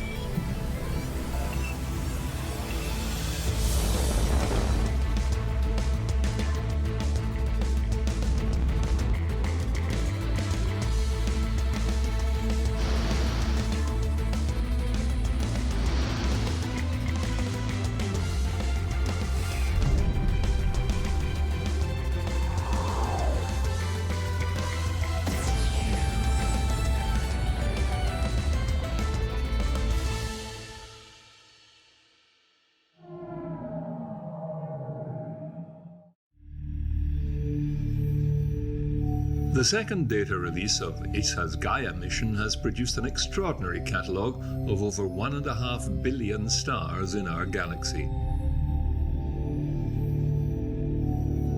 Based on observations between July 2014 and May 2016, it includes the most accurate information yet on the positions, brightness, distance, motion, color, and temperature of stars in the Milky Way, as well as information on asteroids and quasars. The data comes down to the ESA antennas on the S-track network in Argentina, in Spain, and in Australia. From there, it goes to Darmstadt, who control the spacecraft, and then it goes to our central data processing hub near Madrid in Spain, which is an ESA center. And from there, it goes to the data processing consortium, which then slices it up in different parts and processes this into science products. This new image, showing the distribution of stars in the Milky Way, represents 22 months of observations. 1.7 billion stars, their distance, motions, and color. The dark areas are not empty. They contain interstellar gas and dust. So Gaia is measuring with 3 different instruments. It is doing astrometry, photometry, and spectroscopy. So astrometry is measuring the positions, which helps to get the distances and also the motion of the stars. Photometry is essentially getting the color of the star, and color gives us the temperature of the star. This stunning new image was produced by recording the color from stars and combining it with their overall brightness. We now know the position and brightness of 1.7 billion stars. Importantly, as well as the color, we also know the distance and proper motion of 1.3 billion stars, plus the surface temperature of 161 million, the radius and luminosity of 77 million, and the radial velocity of 7 million stars. With spectroscopy, we are using one element which is based on Doppler effect. We are looking how the lines on the spectra are moving, and we get the speed of the star on the line also. But spectroscopy can be also used to analyze better the stars. So it is really the combination of all these elements.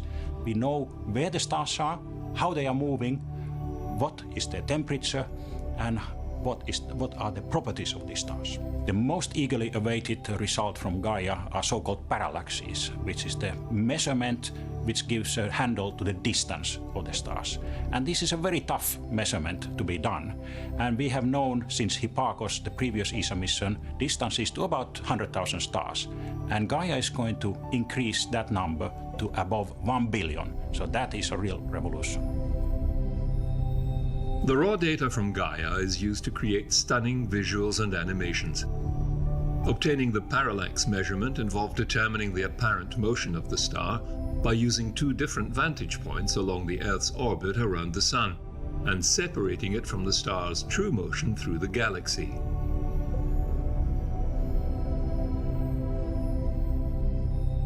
To do this, the spacecraft is orbiting around the L2 Lagrange point.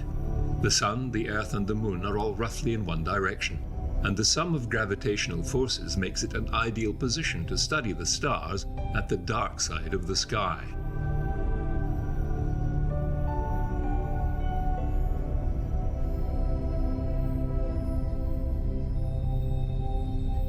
Closer to home, Gaia observed 14,000 known solar system objects too, mainly asteroids. The quality of data provides us pinpoint accuracy over time of these orbiting neighbors.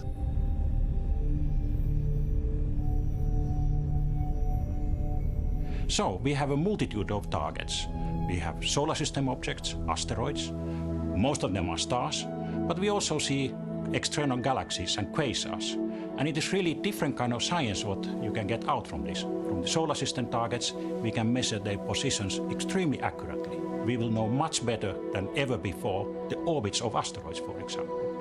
Stars we are using to understand our Milky Way better. From stars we get really the structure of our galaxy.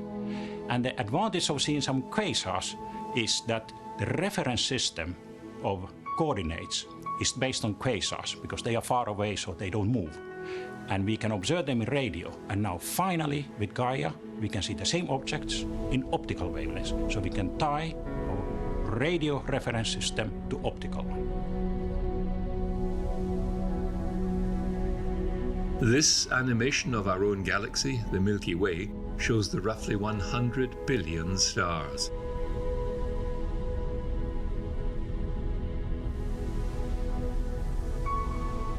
The location of the Earth's sun is shown here in one of the spiral arms. The Hipparcos survey is in red. It pinpointed the positions of more than 100,000 stars to a high precision. Gaia has surveyed up to 30,000 light years in all directions, encompassing 1.5 billion stars.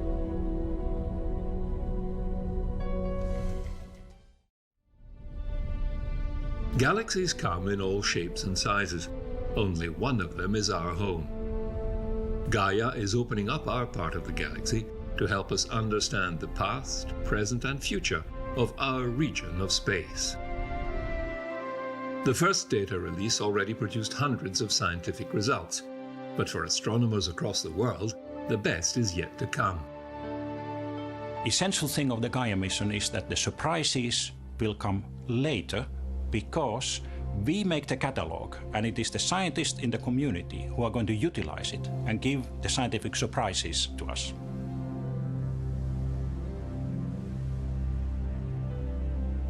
The Gaia mission is expected to be extended to 2020, which means not only cataloging more stars, but also examining possible exoplanets around them and even more surprises.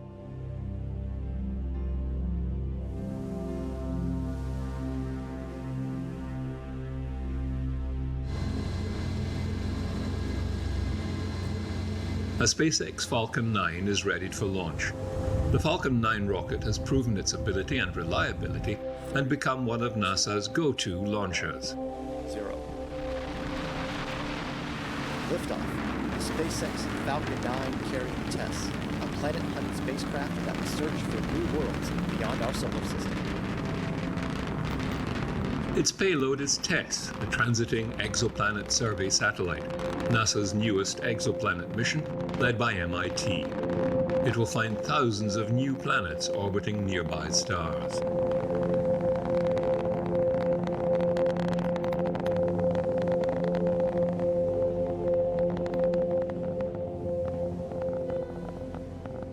And visual confirmation as well of the fairing separation. Grid set deployed.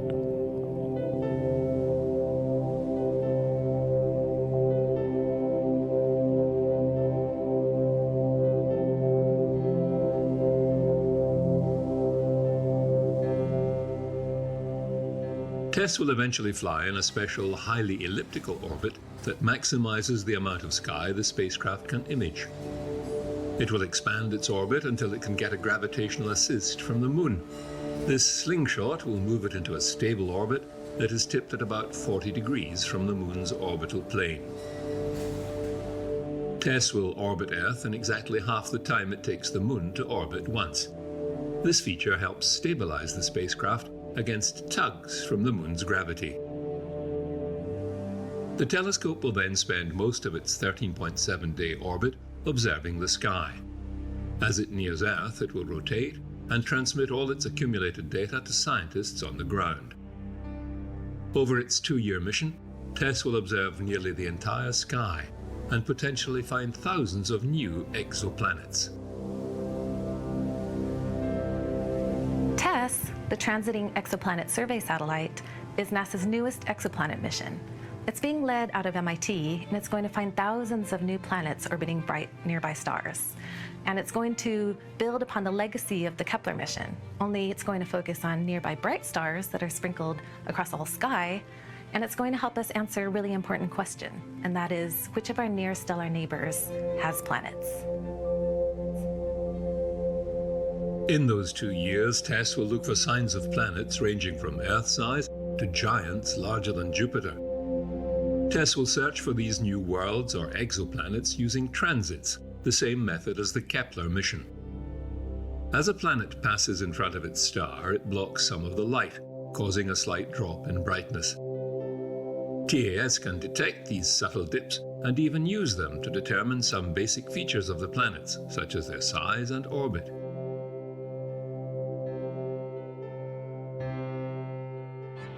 The coverage of the TESS cameras is unprecedented in terms of the amount of sky that they can actually see at any given time, and also their ability to cover such a broad portion of the sky.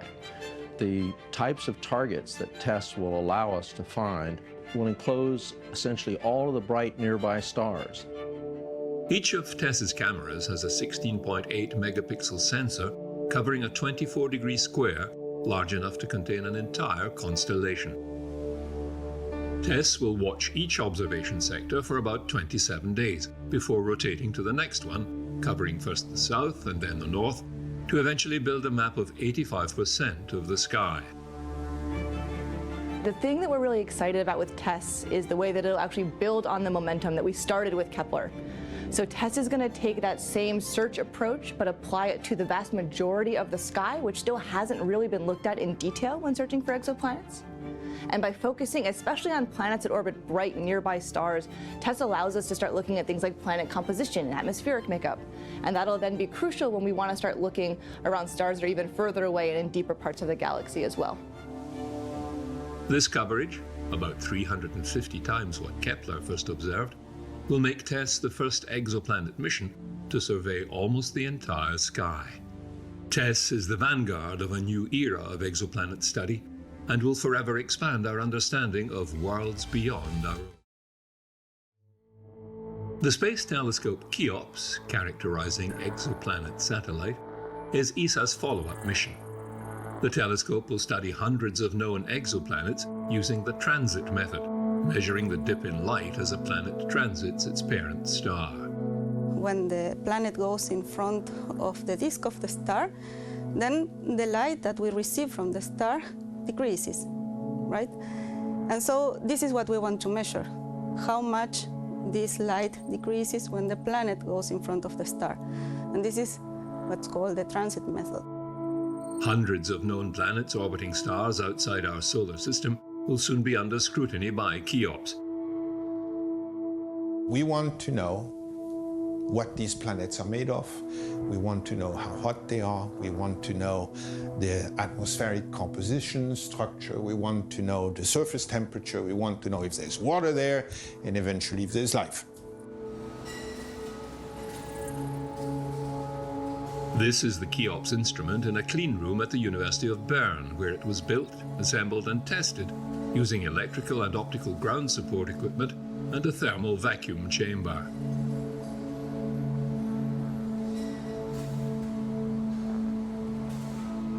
Cheops will measure the minute dip in light from a star when a planet transits across it. The size of the dip provides a direct measure of the ratio of the size of the planet and the star. This, combined with a knowledge of the size of the star, gives the planet's size. Radial velocity measurements from ground observatories will supply its mass. When you have the mass and the radius, you have two very important things about an object, because you can get what we call the mean density after that. And that can give you a lot of information about the composition of a planet. For example, it can immediately tell you whether the planet is mainly formed of gas or if it's a rocky planet.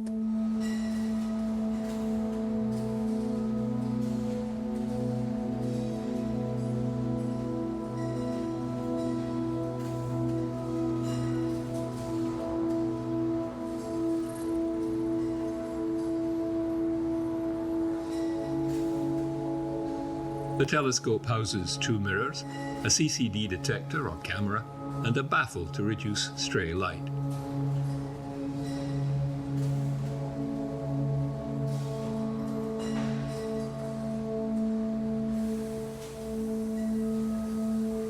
What makes Cheops unique, it's the only follow-up mission. So we are not aiming at discovering new planet. We're just aiming at going back to the ones we know and measure their size, either for the first time because it hasn't been measured yet, or improve the measurement that have been done in the past, either from the ground or from a space telescope with less precision.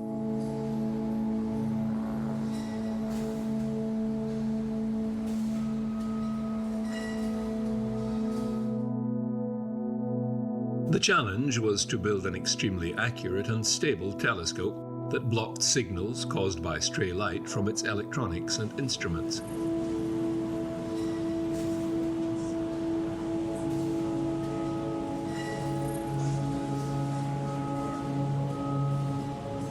The telescope will therefore be kept at -10 degrees Celsius and the detector at -40 degrees to reduce signal noise.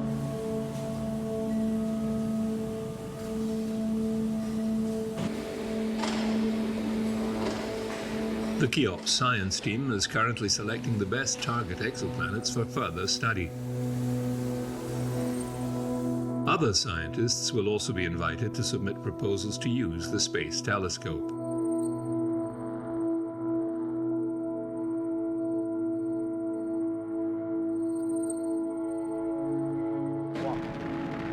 Now in Madrid for further launch preparations, launched from ESA's facilities aboard a Soyuz rocket, the Cheops will begin a new era of discovery.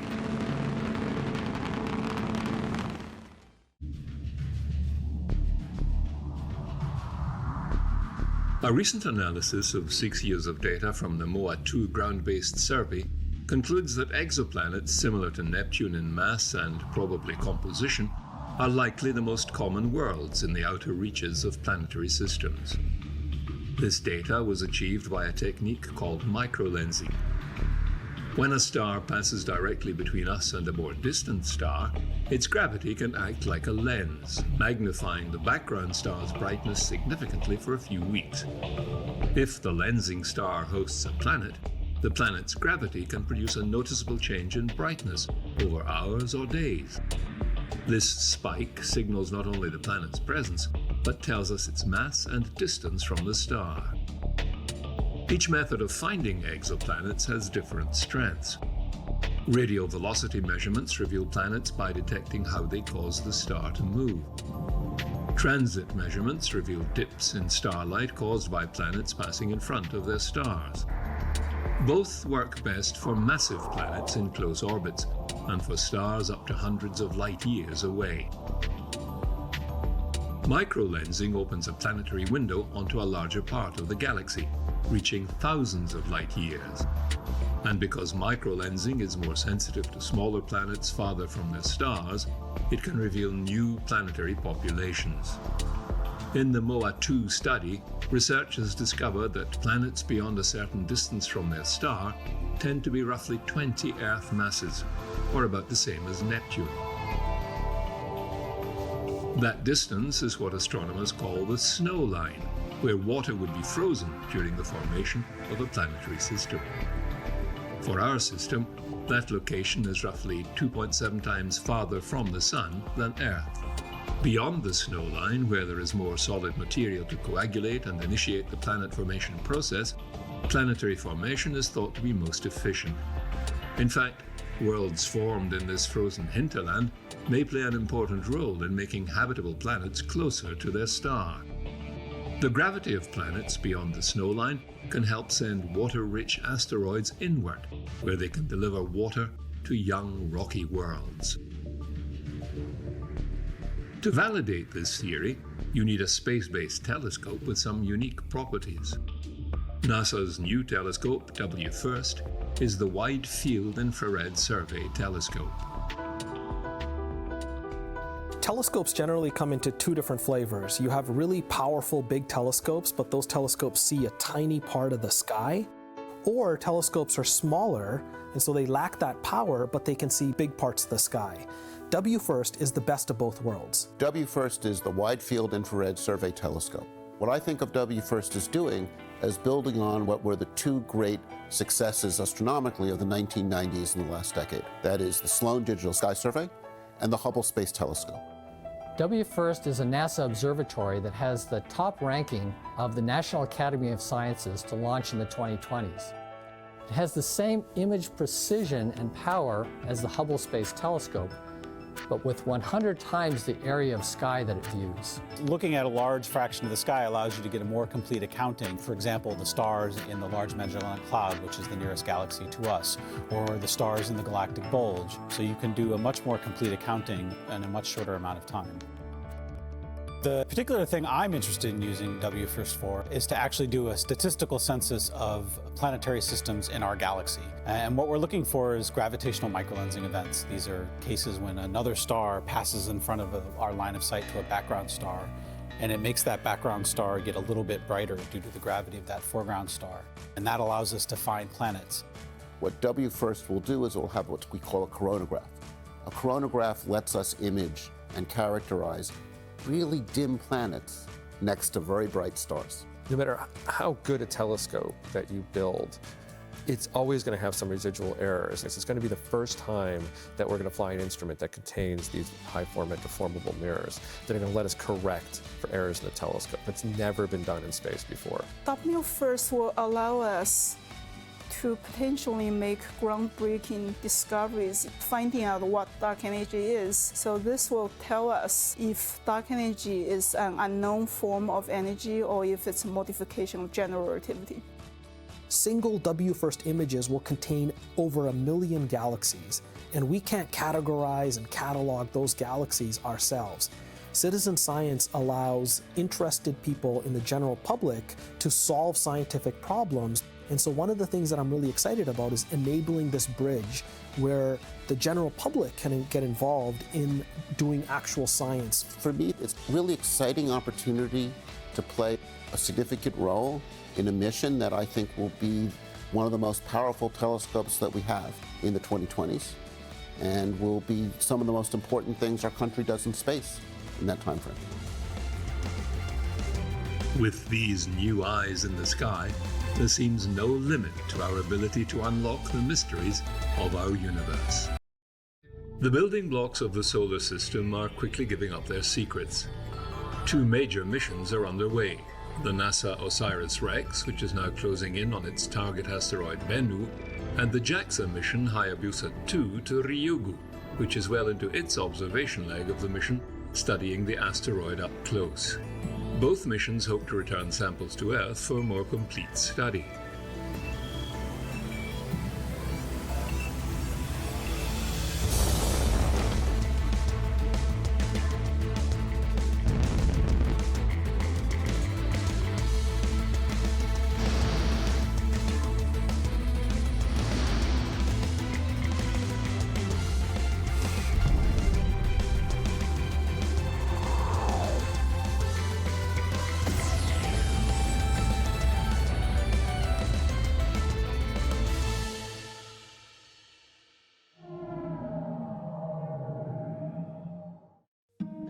A 3.5-year journey to asteroid Ryugu is over, and the Hayabusa-2 science mission begins.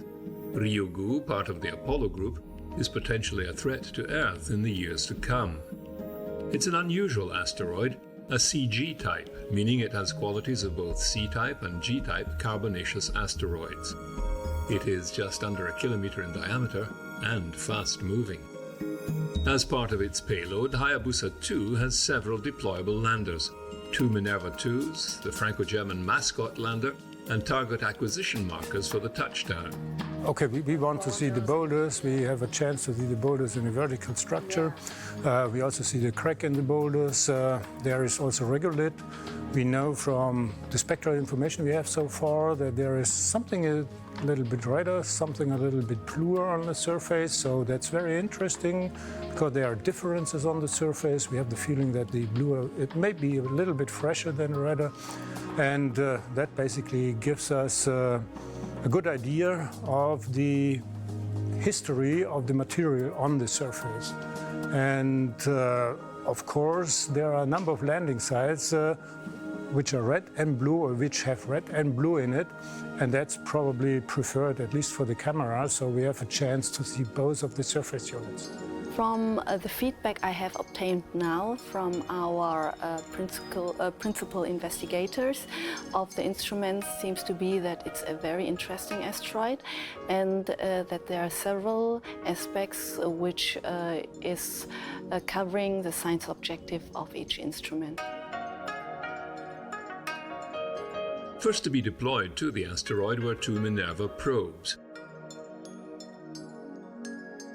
These rovers are based on the original Minerva craft flown on Hayabusa-1, which unfortunately failed to land on their target asteroid. These ones, however, were successful.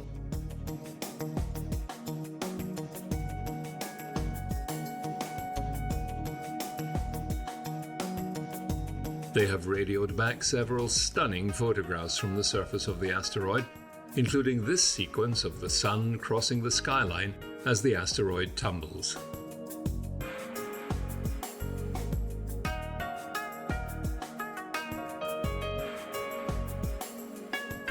Asteroid missions are very important and very interesting from the scientific point of view because it is believed that asteroids and comets are bringing water to the Earth in the very early phase of the development of the Earth. And with this water and also organic materials, it is believed that life on Earth has developed. And very importantly is also there to understand the evolution of the solar system, because asteroids are supposed to be building blocks of our early solar system.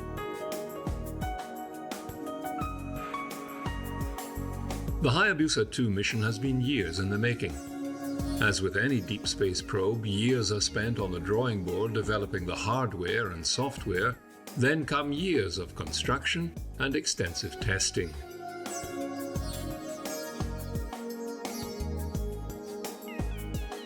The aim of the Hayabusa-2 mission is to learn more about the origin and evolution of the solar system.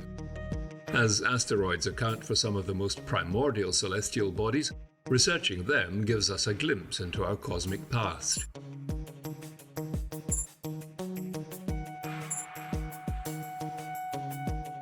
Scientists are keen to learn more about the properties and structure of near-Earth asteroids in order to gain new insights into how our solar system formed and how water and life emerged on Earth. It's an audacious mission.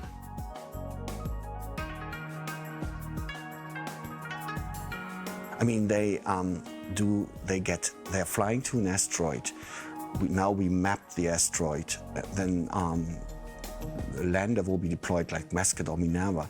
They're trying to do 3 samples, and then they have also explosive on board to produce a crater on the surface of in the asteroid. I mean, this is, to me, it's a unique mission they are doing, and we are part of it, so I'm really proud of it. And of course, we are interested in the geology, the geomorphology, the structure, the size of the big boulders, and also the structure of the regolith, and giving some hints of the evolution of the surface, of the forming and evolution of the surface of Ryugu. Oh, I think for a camera, all of the rendering sites are quite okay. So the most interesting thing is to see the big boulders from the vertical structure. We really can look how deep they are in the surface.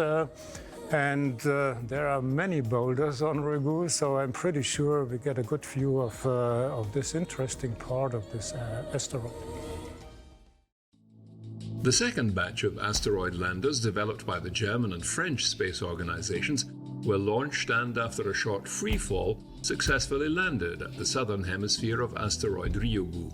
After bouncing several times on the rock-strewn surface, the 2 landers have begun their scientific research.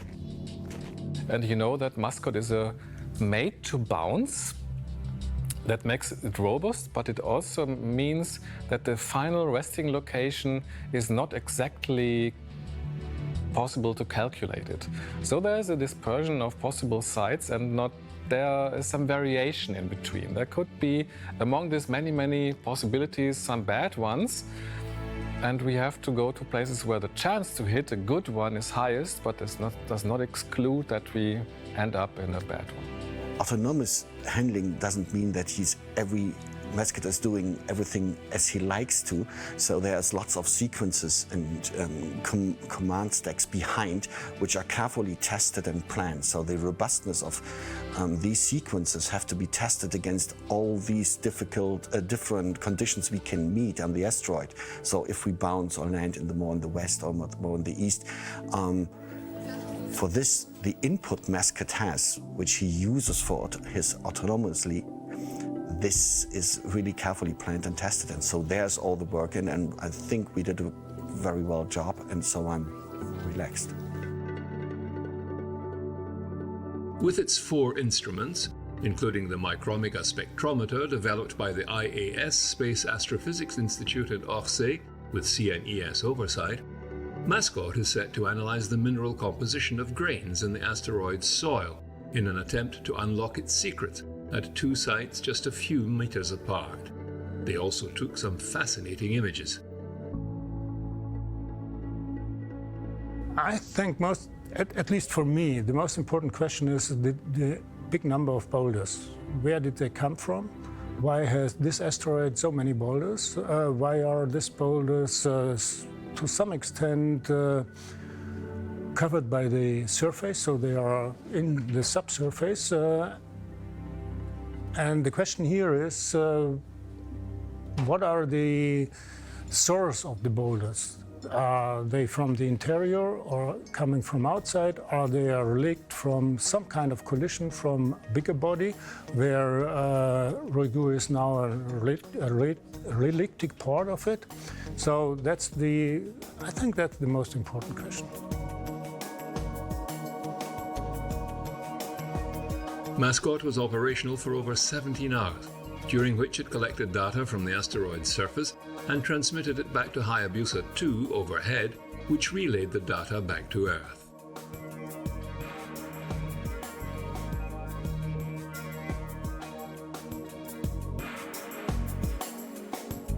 The next probe to be released is the third Minerva robot, the largest of the Minervas.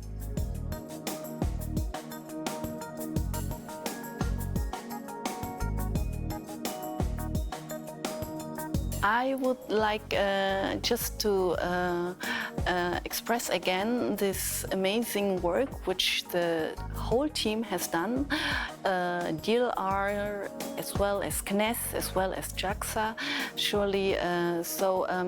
This was a very good example of a very good collaboration on an international level, and I hope that it will go on in the future. GNC that has to tell the autonomy manager if we are on the right side or which side we should turn to upright. This was a big expectation. The entire mission has been a close collaboration between nations. Japanese, German and French scientists and engineers have enjoyed over a decade of scientific cooperation, even if there are language barriers. Realistic delivery with 6 slots in which the mascot... I like it because it's a small mission with little overhead, and it's very nice to work with the Japanese because they are very success-oriented. They are willing to take risks. They have also, because of language issues, much less paperwork than NASA or ESA does.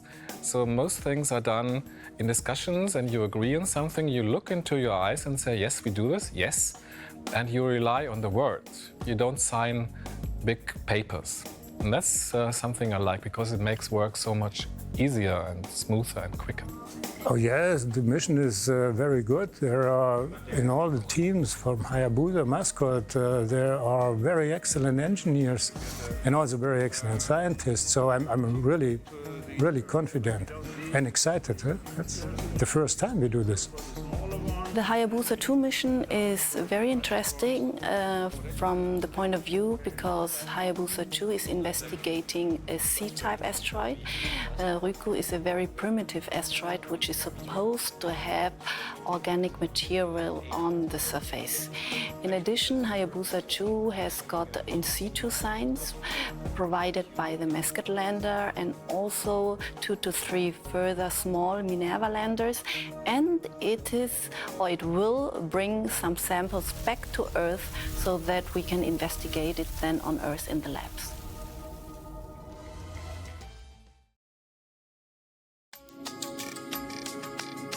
In the spirit of friendly competition, NASA was quick to congratulate JAXA for reaching their asteroid first. This is Dante Loretta, leader of the NASA OSIRIS-REx asteroid sample return mission, congratulating you on the successful approach to asteroid Ryugu. We're all very proud of your amazing accomplishments so far, and we look forward to working with you together over the next year to maximize the scientific return from our 2 missions. NASA's OSIRIS-REx probe is about to reach its target, Bennu, another CG-type asteroid close to Earth's orbit. A less ambitious mission, OSIRIS-REx will touch down and retrieve a surface sample, then return it to Earth. Oh, asteroids are very interesting objects. So they are very primary. They are the fundamental things, the fundamental material of the solar system. And on the other hand, they have, to some extent, they cross the orbit of the Earth. They are dangerous. And just to know their structure, composition will help in order to avoid collision with the Earth if this may happen. And that will give us enough information in order to really find a way to mitigate this kind of catastrophic future. And there is no shortage of conceivably dangerous asteroids out there. It's one of the main points, of course, yeah, because we really cannot exclude it, but it's on a long time scale. But in any case, we know from the past, and we know from the past 4 billion years, that this is a real danger for planets.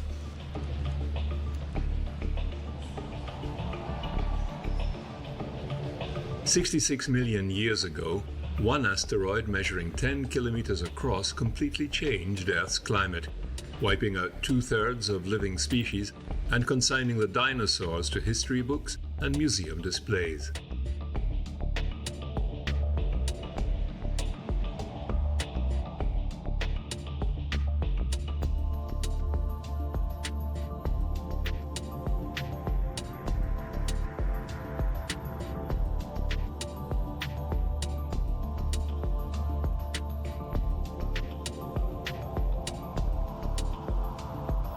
Fortunately, large asteroid strikes are very rare, but smaller ones can still be dangerous.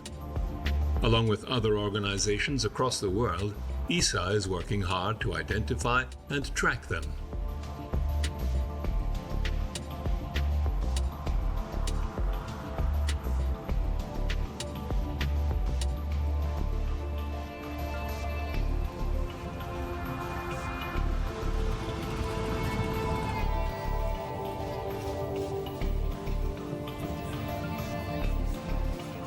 We currently have a detection rate of something like 200 asteroids per month, and maybe 3, 4, 5 of them are objects which might hit the Earth. So currently we have 740 objects where we don't know if they will hit the Earth or not. There's none which is really a serious threat, which we currently know of. There's plenty of things out there which we have not yet detected, which we are still searching for, but from what we know right now, there's nothing which we have to really worry about. What we are worried is if a 20-meter object would approach. That was the case 5 years ago in Chelyabinsk, when a 20-meter object exploded over a city in Russia, and 1,500 people went to hospital because they were close to a window or they were hit by fragments, and they were not aware, nobody knew that this object would come. And this is what we could improve in the future, that our telescope would detect this a week maybe in advance. ESA's new Fly-Eye telescope will conduct automated nightly sky surveys. It works by splitting the image into 16 smaller sub-images, greatly expanding the field of view. We plan our Fly-Eye telescope in Sicily. We can scan the sky within 48 hours. So whenever an object bigger than 10-15 meters would approach, we should be able to see it beforehand, and then we would pass this information to the authorities. Currently, the first Fly-Eye telescope is foreseen to be placed in Sicily, near the Monte Mufara.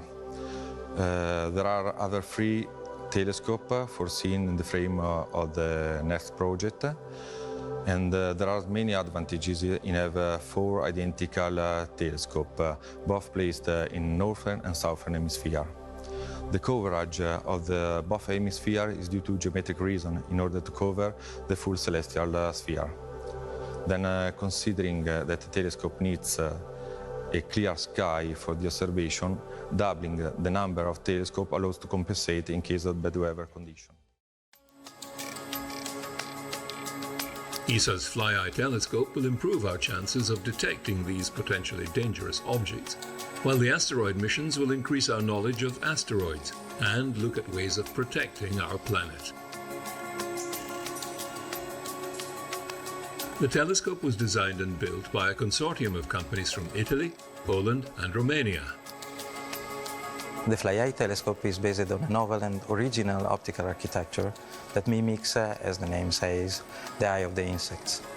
In practice, it is composed by 16 independent and single telescopes that share a common primary mirror. This way we can join together different optical features that are difficult to combine together in a single telescope. And every single optical channel, every single telescope that composes the Fly-Eye telescope is provided with a focal plane which already provides a large field of view. The combination of the 16 field of views creates a very huge field of view. In practice, we have for each single telescope 2.75 square degrees of field of view that multiplied by 16 gives the 44th field of view of the overall instrument. This is very important due to the fact that with such a large field of view you can map large areas of the sky very quickly, and you can this way scan the full visible sky at least 3 times per night. A typical observation of the telescope is about 40-60 seconds exposure time. During this time, of course, the structure must be very stiff in order to avoid the vibration that could blur the image and diminish the possibility of the telescope to look for faint objects. And this is very important from the optical point of view due to the fact that all the performances that are collected together in the telescope must be maintained also from a mechanical point of view.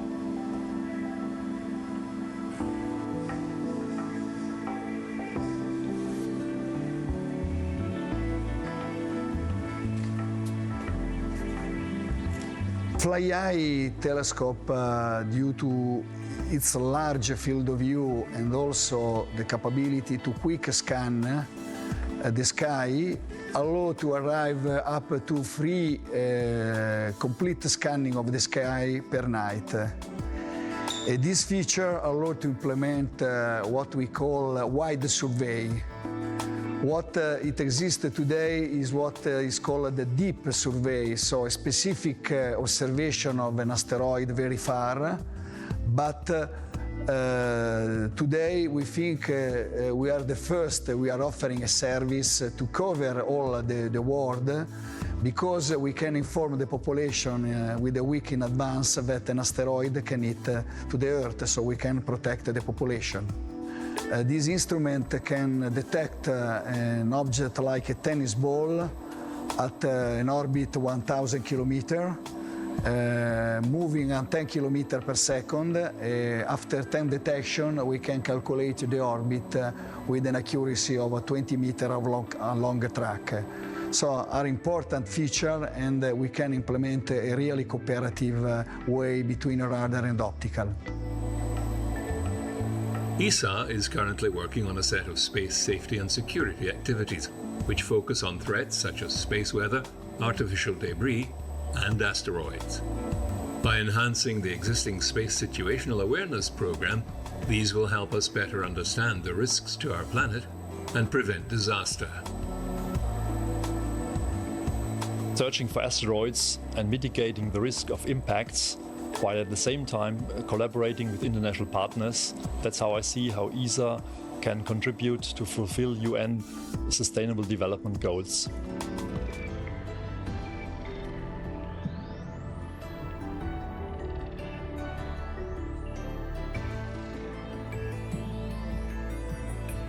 All going well, the Hayabusa 2 sample will land in the Australian outback sometime in 2020.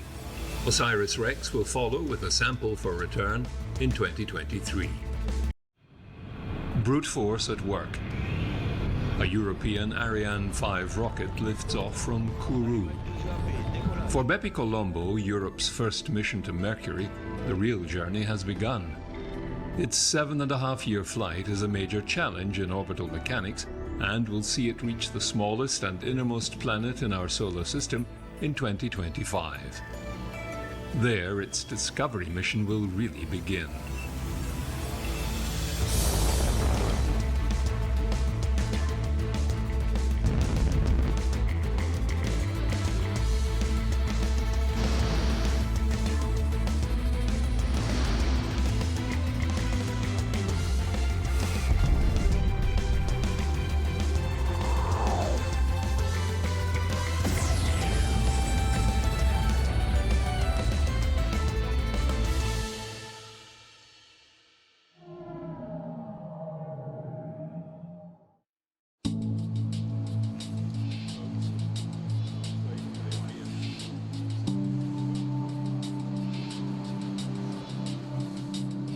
A joint program with the Japanese space agency JAXA, Bepi Colombo is one of the most complex scientific missions ever launched.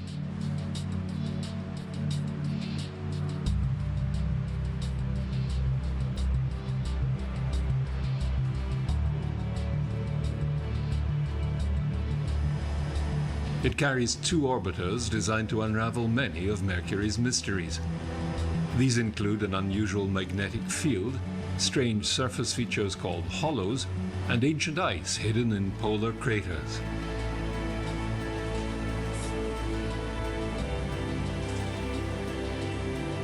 One spacecraft is provided by ESA, which is MPO, we call it MPO, Mercury Planetary Orbiter. And this spacecraft has a focus more on the planet. We want to observe the planet, do remote sensing, characterize the surface, ground the craters, wanting to know about the composition of the surface, the interior of that planet. And in addition, we have a second spacecraft, and this spacecraft is called the Mercury Magnetospheric Orbiter, more focused on the environment, and this spacecraft is provided by the Japanese Space Agency.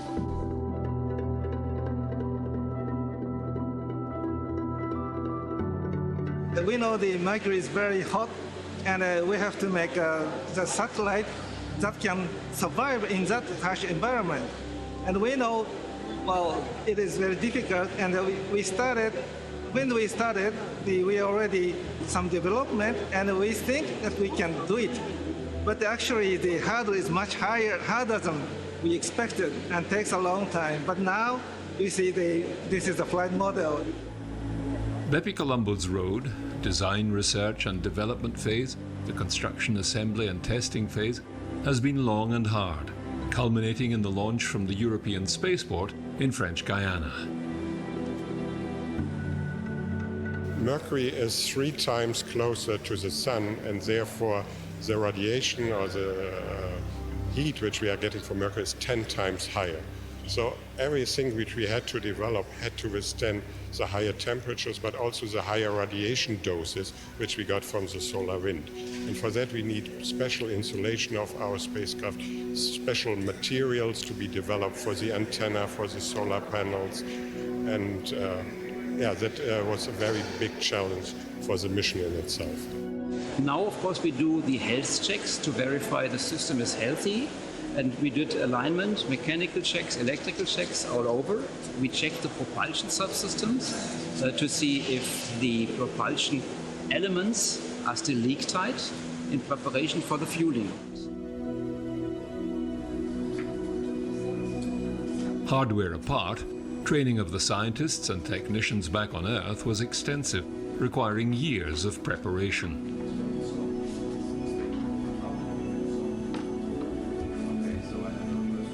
The simulations campaign is the first time that all the experts involved in the Bepi Colombo spacecraft design, integration, testing and operations work together as a single team. The campaign is essential for this group to learn to work as a single team, to train the decision-making process. The campaign is also very important for us to fine-tune our plans and procedures.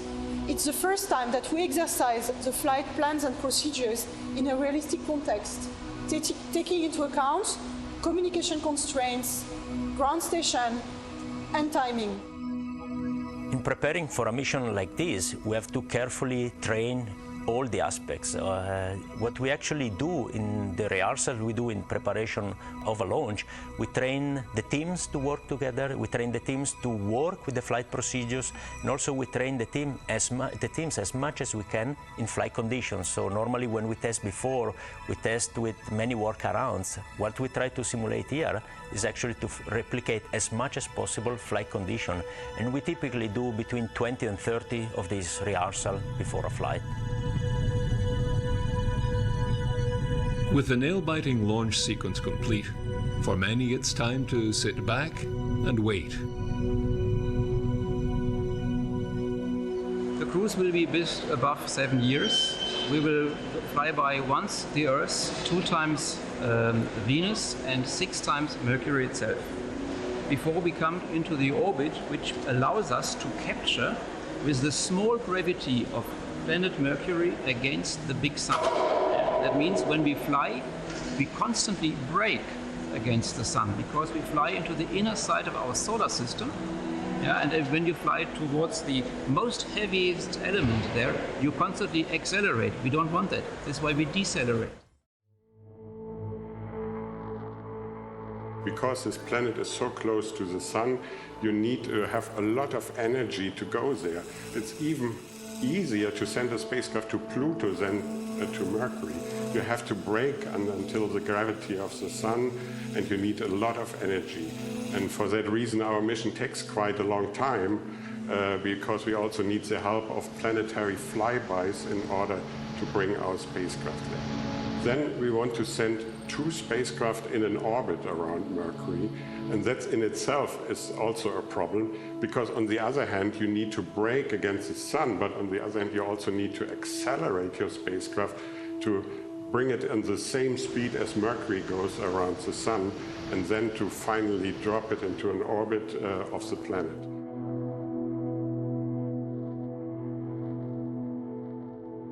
I'm working now 14 years on this mission, so it's really like a baby growing up and then leaving the house finally. So for me, it's a special moment. Bepi Colombo's main component parts are 2 orbiters and 1 transfer module. These took 4 weeks to disassemble and pack, and required 70 shipping containers and 4 cargo planes to ensure safe delivery to the European spaceport at Kourou.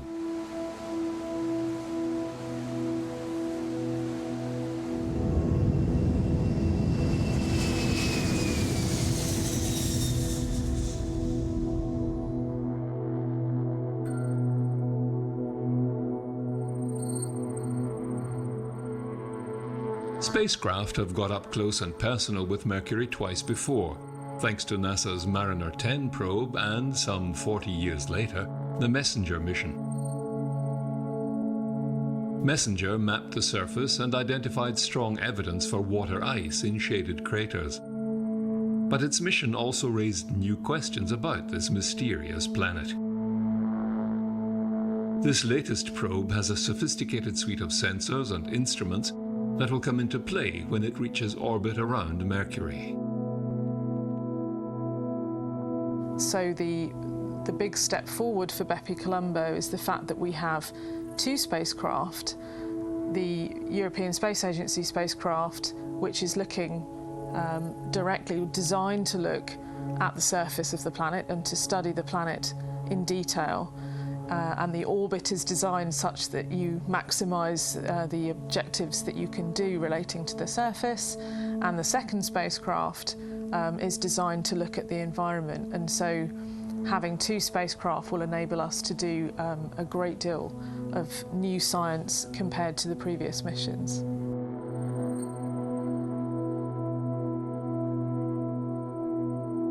With Bepi Colombo, with a 2-satellite approach, we have 1 satellite, the MMO, sitting in the solar wind, and the other one is inside the magnetosphere, so we can see what is coming towards the magnetosphere and what is driving changes within the magnetosphere. We have 11 instruments on board the spacecraft, and when we are at Mercury, these instruments are gathering data, and then they will store it in effectively a large hard drive, which we have on board the spacecraft. That data is then collected over a number of hours, and when we have a visibility with the spacecraft in Mercury, typically it's every 16 hours we can talk to the spacecraft at Mercury. The data is then downlinked using a very large high-gain antenna. It's a very powerful antenna in order to have a data rate of about 340 kilobits per second. If you compare it to your home internet, this is nothing. It's a very slow data rate, but it's very fast considering we are very close to the Sun, and we might get some interference from the energy from the Sun. So it's as powerful as we can have with the resources we have on board the spacecraft.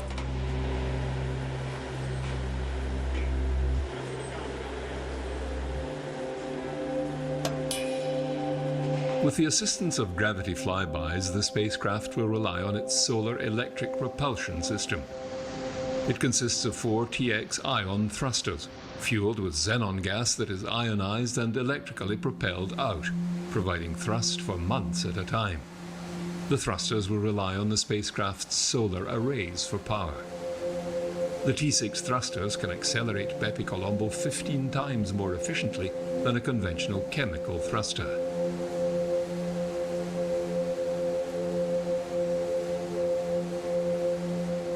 So at Earth, the solar flux is 1.4, more or less 1.4 kilowatts per square meter.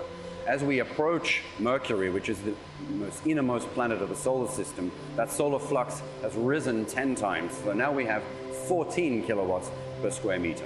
Now you might think that's a good thing in the sense that it gives you more energy to turn into electricity to be able to run your thrusters.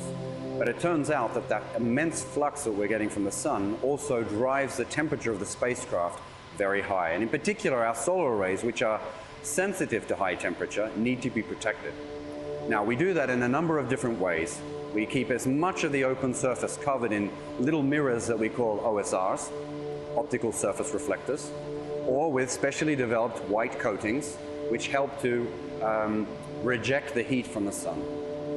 But perhaps the biggest mechanism that we use to keep the solar array cool is to off-point. Rather than pointing the solar rays directly to the sun, we point them at a very shallow angle. And what that does is it means it keeps the thermal energies under control while still giving us the necessary energy to turn into electric power for the thrusters. Now, the reason why the solar arrays are so big is because we're off-pointing by so much that in order to get a sufficient cross-section of the solar array needs to be big. Protected by multi-layered insulation, hand-stitched thermal blankets and a radiator to dissipate heat, ESA's Mercury Planetary Orbiter will have to cope with extreme environments. If a unit is getting too hot, if one of the payloads is getting too hot, in order to stop that payload from being damaged, we'll switch it off.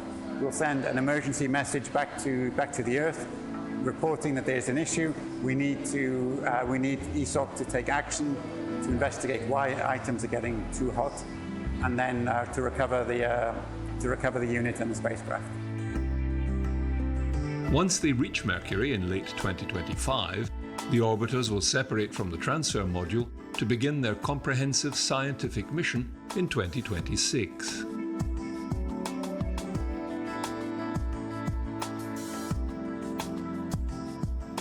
In principle, all the planets have the same chemical elements because the whole solar system has the same chemical composition, but it's distributed differently in different planets and different environments. So it's vital to understand what is the ratio of the abundances of different elements to understand the structure of the surface of Mercury.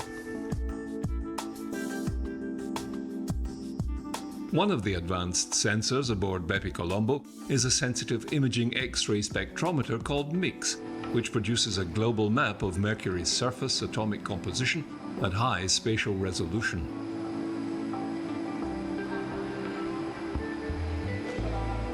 The MIX instrument, the Mercury imaging X-ray spectrometer, looks at the fluorescence that happens when the sun shines on Mercury in X-rays. So it's a bit like when you wear a shirt in party lights which has been washed in the right sort of washing powder. The party lights shine on your shirt glows. And it's exactly the same with the sun and Mercury. The sun shines on the surface in X-rays, and the surface of Mercury glows in X-rays. And if you detect those X-rays, you can tell what Mercury is made of. And what it tells you, you're actually counting the atoms on the surface. So it tells you in a very quantitative way exactly what the surface layer of Mercury is made of. So I would say one of the most exciting things about MIX is the fact that we will be able to produce the first images in X-ray wavelengths of Mercury's surface, and that is going to be able to give us a great deal of new information, both on a global scale and on a local scale, of how the composition of Mercury varies over its entirety of its surface. Another aspect of the MIX science which I'm personally very excited about is the fact that we can also see X-rays from the surface which are being produced by particles from Mercury's magnetosphere actually precipitating onto the surface and producing X-rays that we will be able to also measure. So we can have an extra aspect to the science that we can do relating to how Mercury's magnetosphere interacts with the surface. Among the mysteries revealed by MESSENGER are irregularly shaped depressions known as hollows, found in clusters over a wide range of latitudes and longitudes. These hollows have bright interiors and halos with a fresh appearance that suggests they are geologically very young. I think that there are two mystery or two very intriguing objectives of Bepi Colombo. The first one are the hollows. The hollows are features discovered by MESSENGER. These features seem to be quite distributed all over the surface of Mercury, and is something related to the volatile that come to the surface after an impact, after a volcanic event.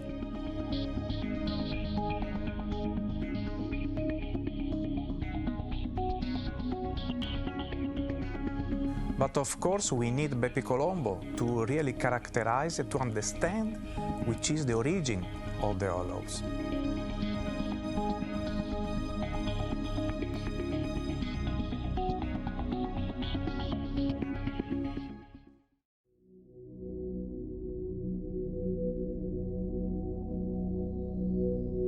There are also clear traces of much more recent hollows where the surface has been eaten away by some process that removed solid volatile substances such as sulfur, chlorine, sodium and potassium as vapor.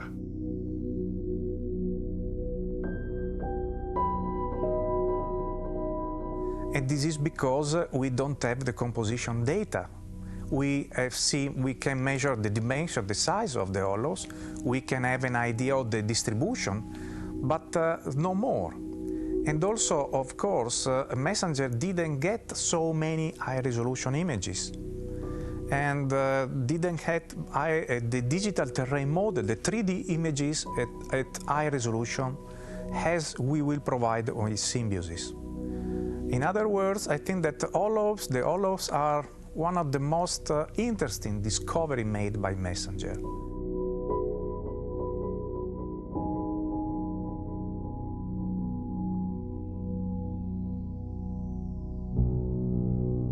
Existing evidence indicates that if combined and spread out over a city the size of, say, Washington, the amount of water ice concealed in Mercury's polar craters would be over 2 miles thick.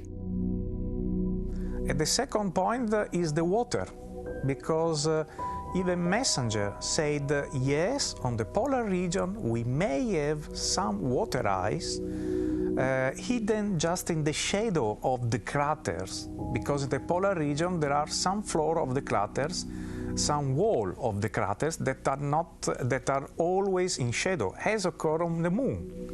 But the MESSENGER didn't have the instrument to observe if it is, to make a direct measurement of water, as occurred on the Moon. And Bepi Colombo and Symbiosis will be able to do it with our spectrograph.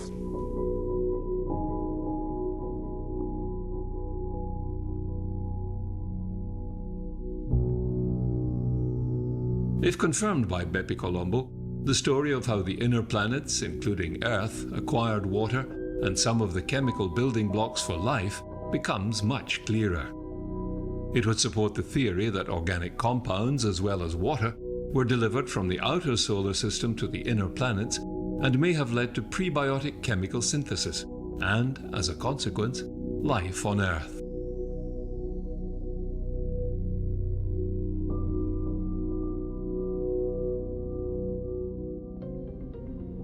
So studying Mercury is crucial to better understand the formation of our solar system, how Earth is formed and evolved, and where we are coming from.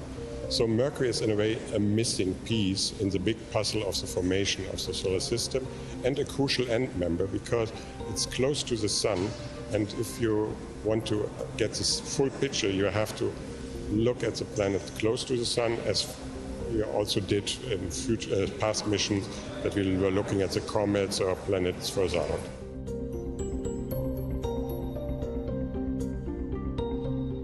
We all have our individual science objectives for each of our instruments, And what we're starting to do now is to bring all of our ideas together, which obviously are complementary to each other, and we can start to form a broader set of goals at working group level, so the surface working group and the environment working group. And that helps us to, again, maximise the science that we can get from the mission by coordinating what it is that we want to do, potentially looking at specific targets on the surface and that kind of thing. We can work together to get the best from the mission that we possibly can. ESA science and engineering teams have already been working on Bepi Colombo for more than a decade. But with a long journey ahead of it, the recent launch marks only the beginning of the next intriguing stage of Bepi Colombo's voyage of discovery.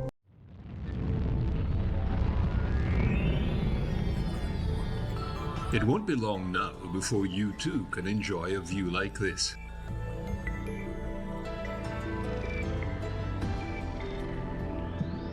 Economy or business class? There will be a variety of choices of carrier and cabin. The view will be spectacular.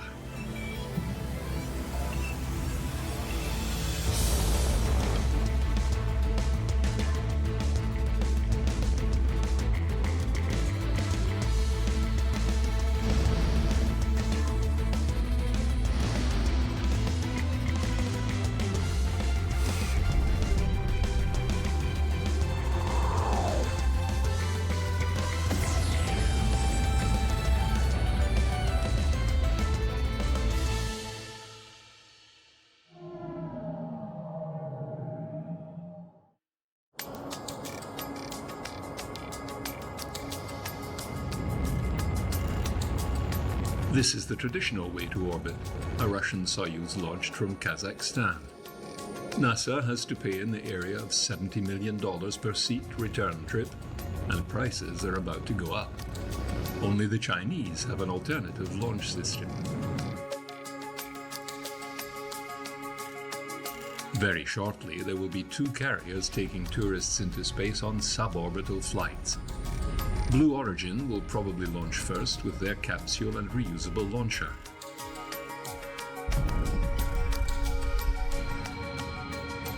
Next will be Virgin Galactic and their suborbital space plane, launched from beneath a carrier aircraft and landing like one too, although to what altitude is still not known.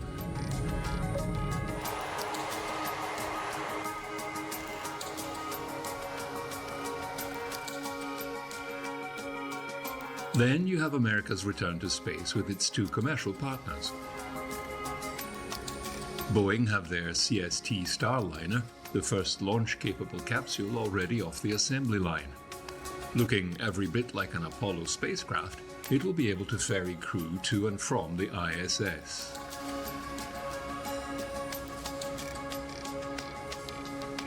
An unmanned test launch to the space station is imminent, and the crew has been picked to undertake the first few missions.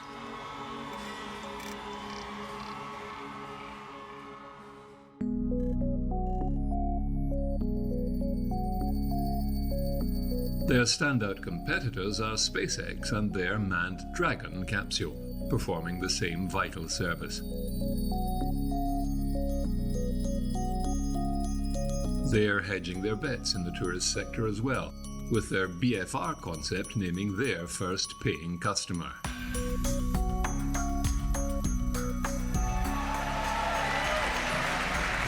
Thank you, Elon.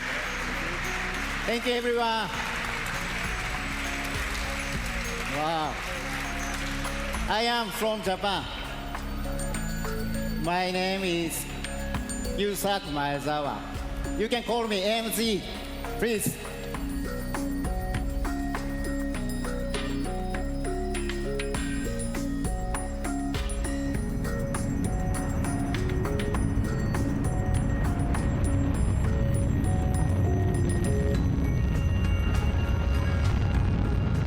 After the success of the Falcon Heavy maiden launch, SpaceX is ramping up design and construction of its even larger rocket ship to Mars.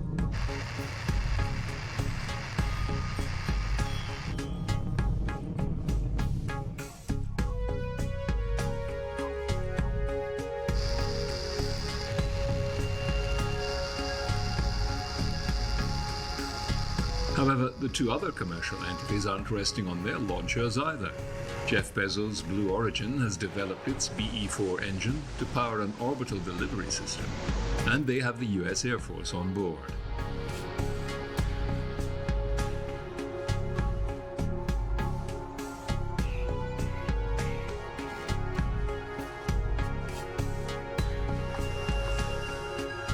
Not to be left out of the market, Virgin has also developed a small payload orbital system, Virgin Orbit, with its Launcher 1.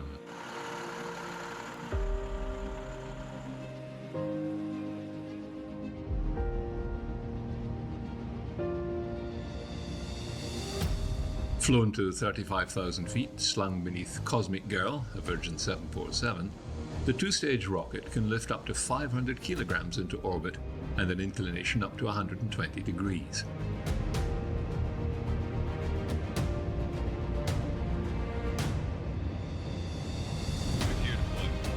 Dream Chaser is still in the running with its pilotless shuttle, still under development for long-duration orbits.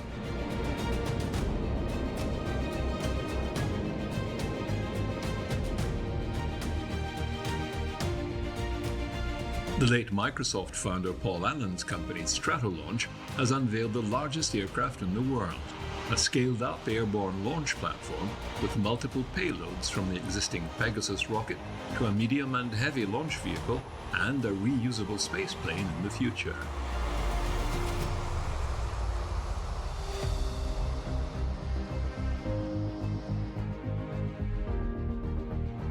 In the meantime, there is no shortage of conventional launch systems competing for their share of the market. From the USA, Europe, China, India, Japan, even Israel and New Zealand.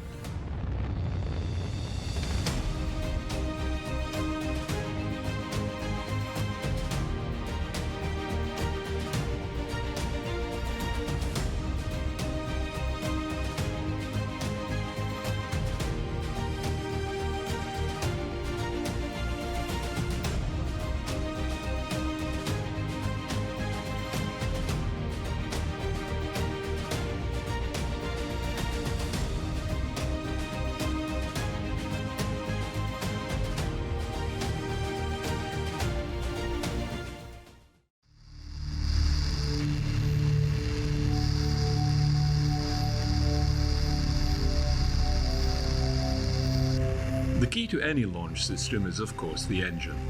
The smaller, lighter, and more powerful, the better. They pose many design problems.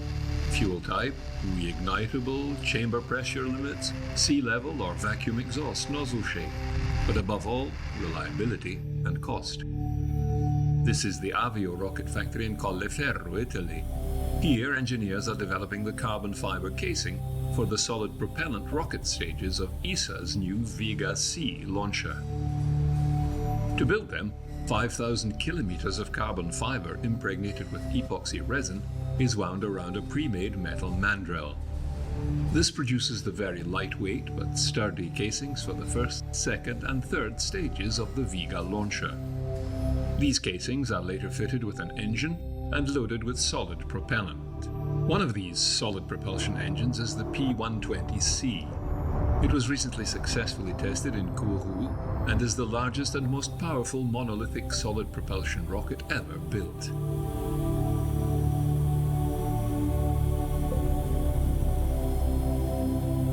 With this new rocket, ESA hopes to respond to launcher market demands.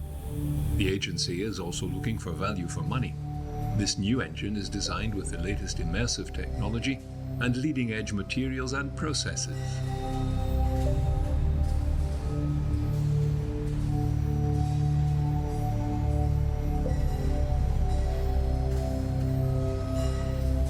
Mass production will bring down the unit cost, but the design is for both Vega-C and the strap-on boosters for Ariane 6.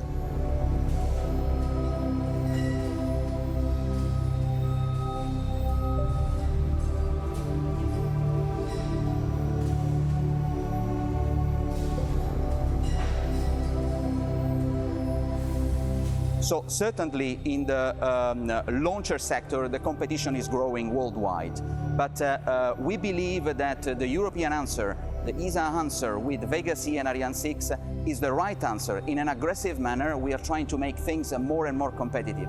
One of these examples is the joint solid rocket motor that we are developing across the two programs, the Vega C and the Ariane 6, the P120C solid rocket motor that enables the possibility to harmonize resources and to have the same motor serving the Vega C as a first stage as well as the Ariane 6 in both configuration as a strap-on boosters. So this is a very good answer to tackle the competitiveness aspect. With Vega C, the C stands for consolidation, ESA is further developing Vega. It will add increased performance to the flexibility of the current system without increasing the costs. Today, Vega can launch up to 1.5 tons on a 700-kilometer orbit. With Vega C, it will go up to 2.3 tons. In order to increase performance, two new solid propulsion engines have been developed, the P120C and the Zefiro 40 for the second stage. It is clear that whatever we develop has an exploitation objective. So we do not develop rockets just for the fun of it, but we develop rockets that need to be exploitable, therefore competitive in the worldwide market. And that's the way we are working hand in hand with industry to prepare them to walk on their legs in the future throughout the exploitation phase. Further enhancements are made with Avom Plus, which is derived from the current Vega's Avom upper stage. Investing in new rocket motors also means investing in new launch facilities. We have foreseen a lot of activities to modify the launch site from the Vega configuration to the Vega C configuration. Vega C is a heavy, larger and length launchers with respect to the Vega one. So for this reason we have to modify the access to the stages, increasing the diameters for what concerns the first stage. Other changes include modified fluid services and installation of a more powerful crane needed to lift the heavier second stage of Vega C. During these modifications, the site has to remain operational for the scheduled Vega launches. In the end, the launch site will be compatible with both launchers. With Vega C, ESA is also working on related products such as the Space Rider, based on ESA's experimental re-entry vehicle IXV.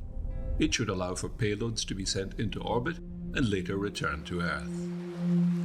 In addition to this, we have other products like a specific adapter for launching into orbit small spacecraft, so enabling the possibility of universities and research centers to access space at limited cost, so coping with the payloads which go from 1 kilogram up to 500 kilograms. We also have early elements of definition for a platform called Venus, which could allow payloads to transfer from orbit to orbit.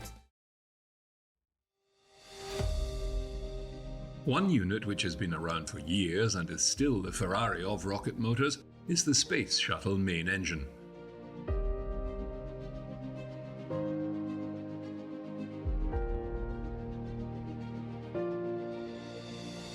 Four of them will be mounted on the long-awaited Space Launch System. Reusing proven shuttle technology has saved time and money. The solid rocket boosters have been extended and tested.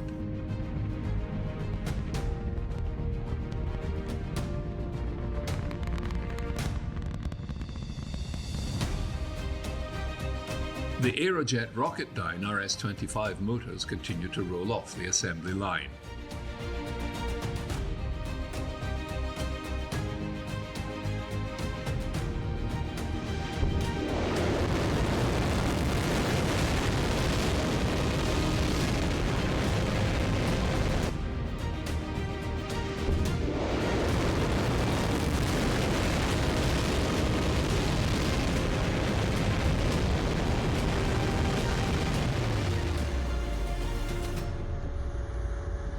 Fabrication of the immense components, cryogenic tanks, intertanks and fairings continues.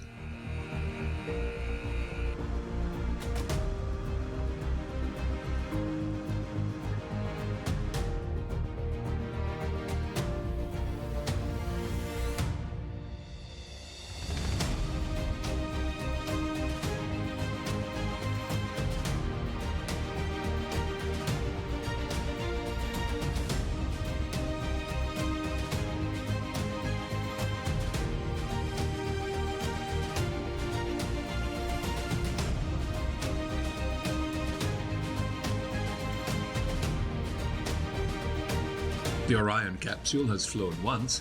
The second flight-ready capsule is being prepared for the grand show.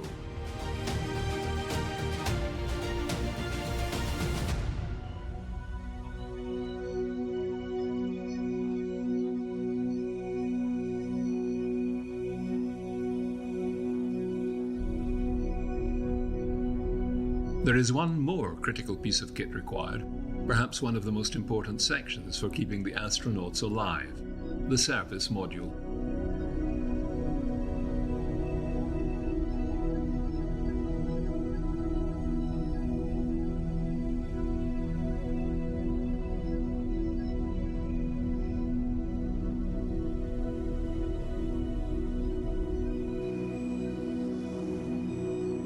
At Airbus in Europe, they have delivered the first flight-ready unit for the launch.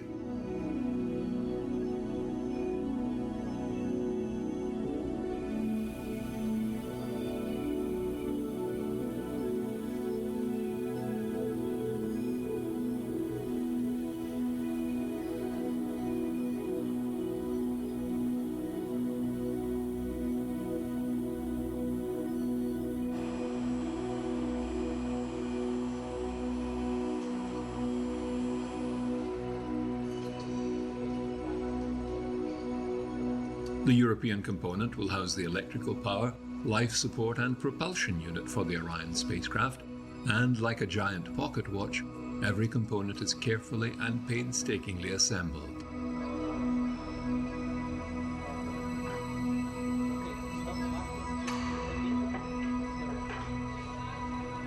The European service module is part of an entire spacecraft built by an American company, Lockheed Martin,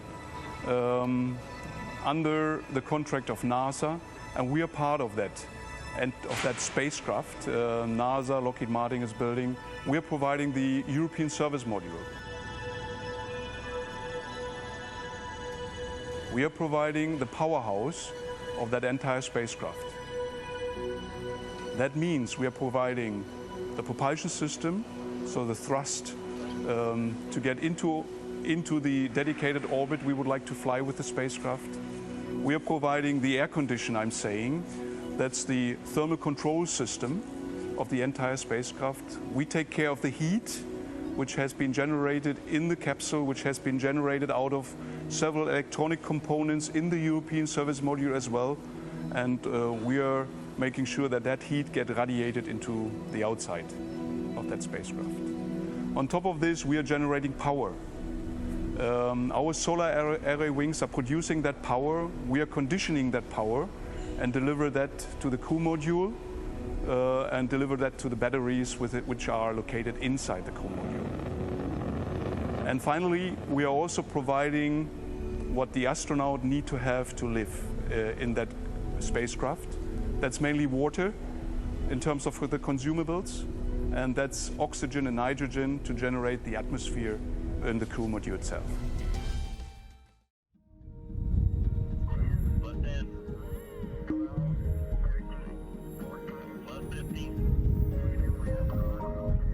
On the power side, we are proud that we have installed hardware which has already been flown several years ago on a shuttle. So the big engine we are flying here, the OMS-E, was a challenge for us to bring that into the vehicle.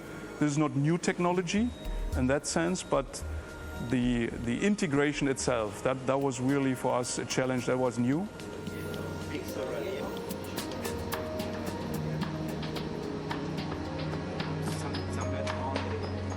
We're preparing ourselves to be ready for the final integration with the rest of the vehicle.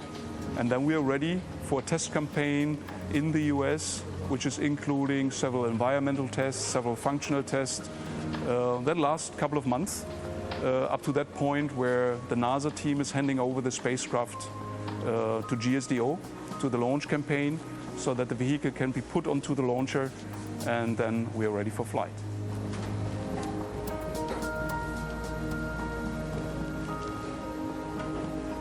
The first engine is the big engine, which is coming from the space shuttle. With this big engine, we perform the big transition maneuver to go to the moon or to go back to the Earth. So we can see here the auxiliary thruster, which are red. We have 8 of them coming from Aerojet. Here we have the OMSE, so the main engine, but without the nozzle, which will be integrated in one of the latest integration steps. We can see here the propellant tanks. We have 4 of them, 2 for each propellant. ATV, basically the automated transport vehicle here in Europe, played a role, a significant role, in terms of opening the door for that specific joint work on that spacecraft. It also played a role that we learned our lessons with a kind of that service module. Finally, the components we have flown on ATV, there are not so many which we carry on in the Orion European Service Module. We have a couple of them, mainly auxiliary thrusters, yes, on the RCS thrusters, and also a couple of tanks like our pressure tanks, but there are not just a few items which we carry on from ATV into the European Service Module design. The difficulty here for the human spaceflight is the change of mindset. So to think that we are here in this space mission, we are flying human, and it's not like a rocket which is only flying with a satellite. Therefore, we are putting more effort on the safety aspect. We have a lot of redundancy. Each change we introduce, the smallest change we introduce in our system, has to go through the safety boards, our safety boards, ESA safety board, and then the program safety board, to be sure that we can bring the crew back home safe.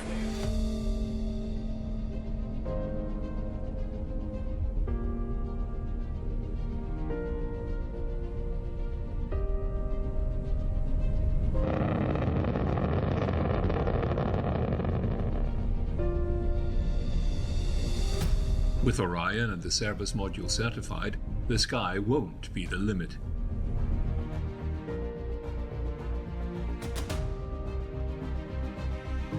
We will see ships refueling in orbit, a gateway station with a return to the moon, then on to Mars and beyond.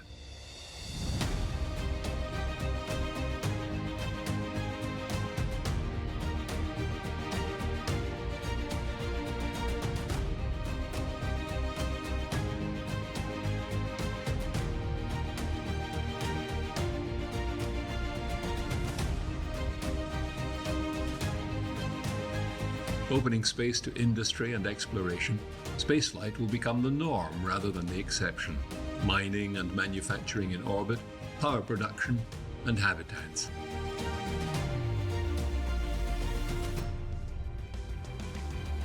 One day, it might be as easy as driving to work in that red convertible of yours. Set the controls for the heart of the sun. It's a dramatic statement familiar from movies and music, but now a new mission really is ready to plunge into the atmosphere of a star. Not just any star, our star, the Sun. 60 years in the making, the Parker Solar Probe is primed to reveal the true nature of the heart of our solar system and the source of the solar winds.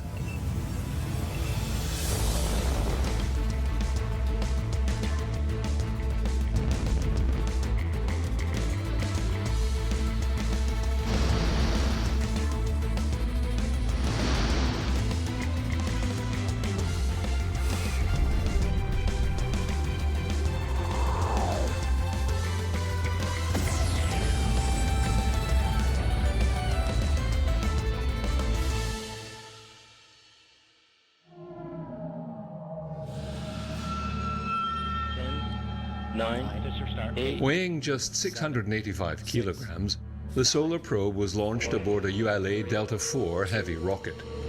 Its thrust of 9,700 kilonewtons may seem like overkill, but the Parker probe has to travel faster than anything before.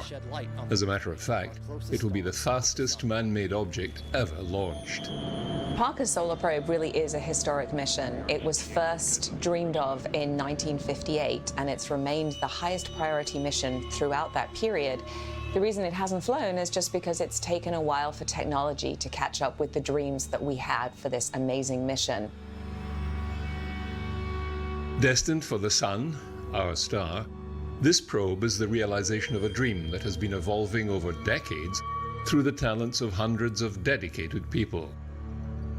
After working on this for 10 years, it is really a pleasure to see it kind of actually coming to fruition. To be one small part of this huge engineering team that is making science dreams come true is just amazing.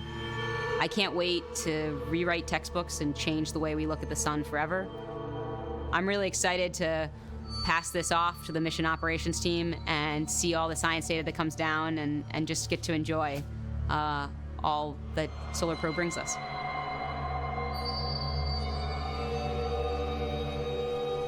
This is a 60-year journey that people have gone on to make Parker Solar Probe a reality.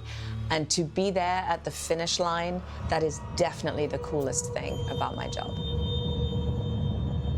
Several questions arise. How did this project get started? Who was behind it? And why is it called the Parker Solar Probe? It's because of this man. The Parker Solar Probe is the first mission ever to be named after a living person, our own University of Chicago astrophysicist Eugene Parker.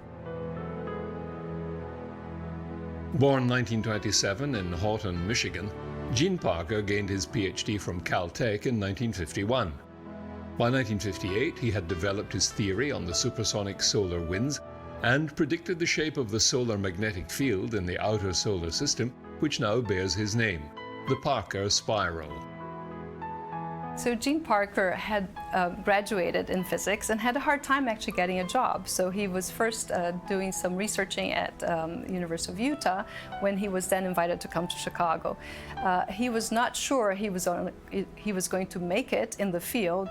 When he wrote his paper, it didn't help that the referees were not in agreement with him and didn't really want to publish his work.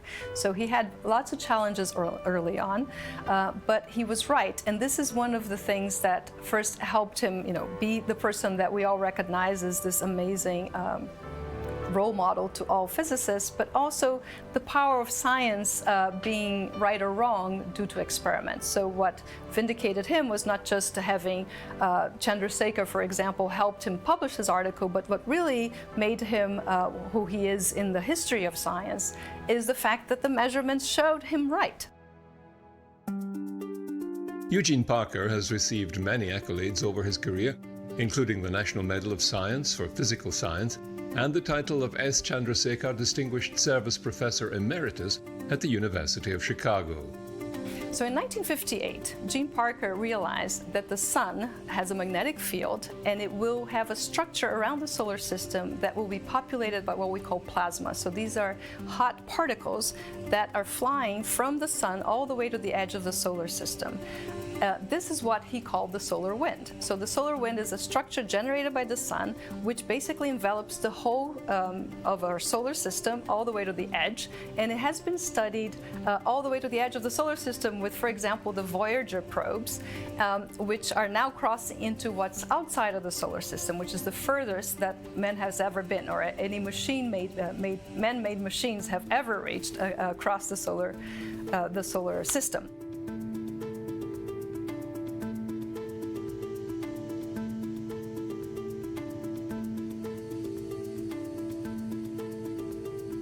I laugh about this because I remember how upset some people were. They insisted I made a mathematical error, and I would reply, well, here you are. Here's 5 lines of algebra. You say I made a mistake. Show me. And it's amazing the number of people that just couldn't let go of the old ideas. They've been working on the spacecraft for several years, and one day the phone rang, and let's see, it was a guy that I know said, "We're talking about putting your name on the Solar Probe Plus," it was called. And did I object? And I sort of said, "No, I feel rather flattered."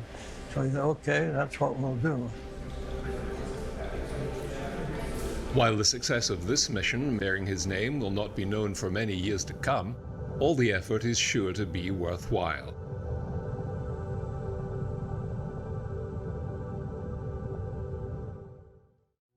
The advances in engineering required to make this mission successful have been far-reaching and at times ingenious. That's because the speeds required to reach the sun are mind-boggling in themselves. The solar probe will be reaching the closest ever to the sun and moving the fastest and reaching the hottest regions of the solar system. It's so fast that it could go from Chicago to Beijing in less than 1 minute. There are many enabling technologies. The solar arrays were very important. The autonomy was very important. One of the ones that was obviously also critical is the heat shield, and developing the technology to actually protect the probe at the sun. The Parker Solar Probe is a technological marvel. The thermal protection system, the heat shield, will be glowing cherry red. The front surface of that will be 2,500 degrees Fahrenheit, while the spacecraft remains 85 degrees, roughly a warm day in Florida.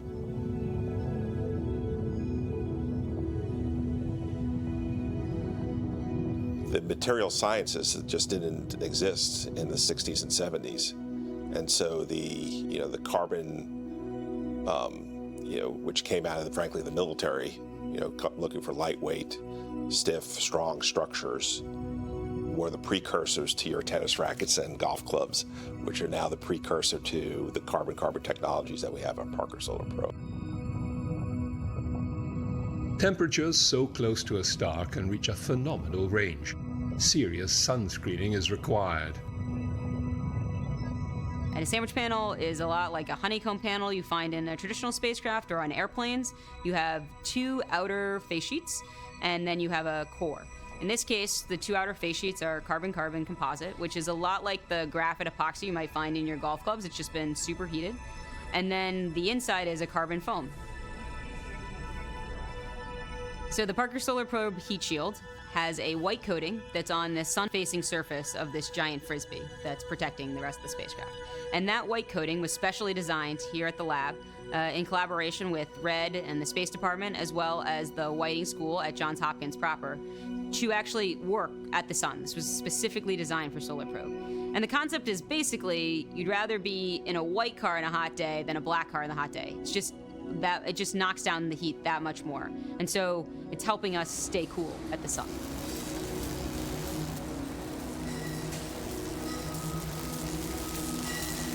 That titanium truss was also specially designed for Solar Probe. It's actually a really neat piece. It's a welded titanium truss that's about 4 feet tall, but it only weighs about 50 pounds.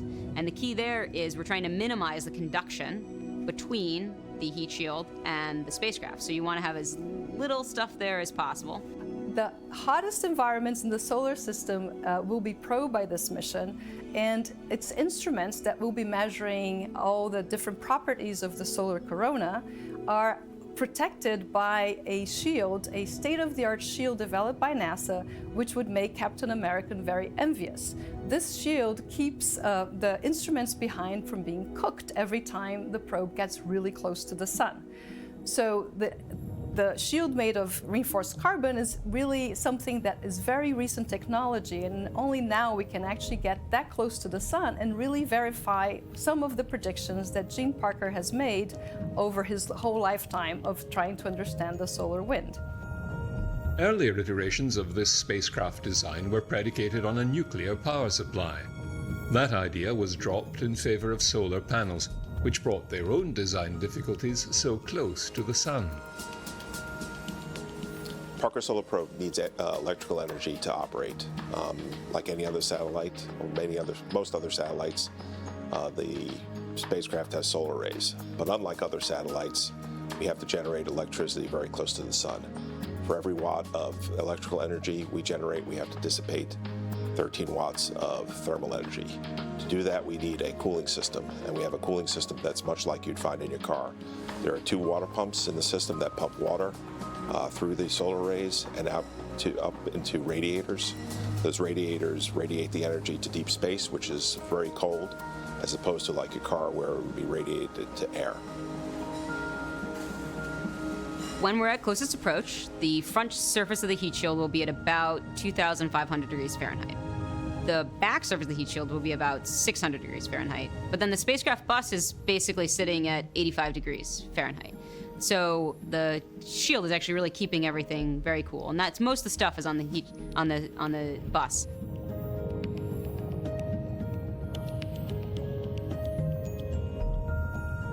If you look at the science data, there's a big gap, and that gap is where Solar Probe is going. We're going to fill that gap of scientific knowledge. So it's true exploration. I mean, in that, and we're not following somebody. We're the first spacecraft, the first people to go there. So what'll be interesting is not the answers to the science questions. What'll be interesting is the new questions that Solar Probe forces us to ask. Because one thing we're pretty sure of is that probably have it somewhat wrong. Solar Probe will teach us what's right, and that'll generate many, many more questions and many more missions to come. NASA's Parker Solar Probe will soon fly closer to the Sun than any spacecraft before it, some 4 million miles from the visible surface. But getting that close to the Sun requires some fancy orbital mechanics and a dash of brute force. Why is it so hard to get to the Sun? Another reason Parker Solar Probe wasn't launched in the last 60 years is that getting so close to the Sun is hard. It takes a huge amount of energy to get to where we want to go. When a satellite lifts off the Earth, it carries the Earth's velocity around the solar system. So the Earth is moving at about 30 kilometers per second around the solar system. Of all the space missions I've worked on, Parker Solar Probe is the most challenging and complex mission to design and to fly. The launch energy required to reach the Sun is 55 times of required to get to the Mars and 2 times to Pluto.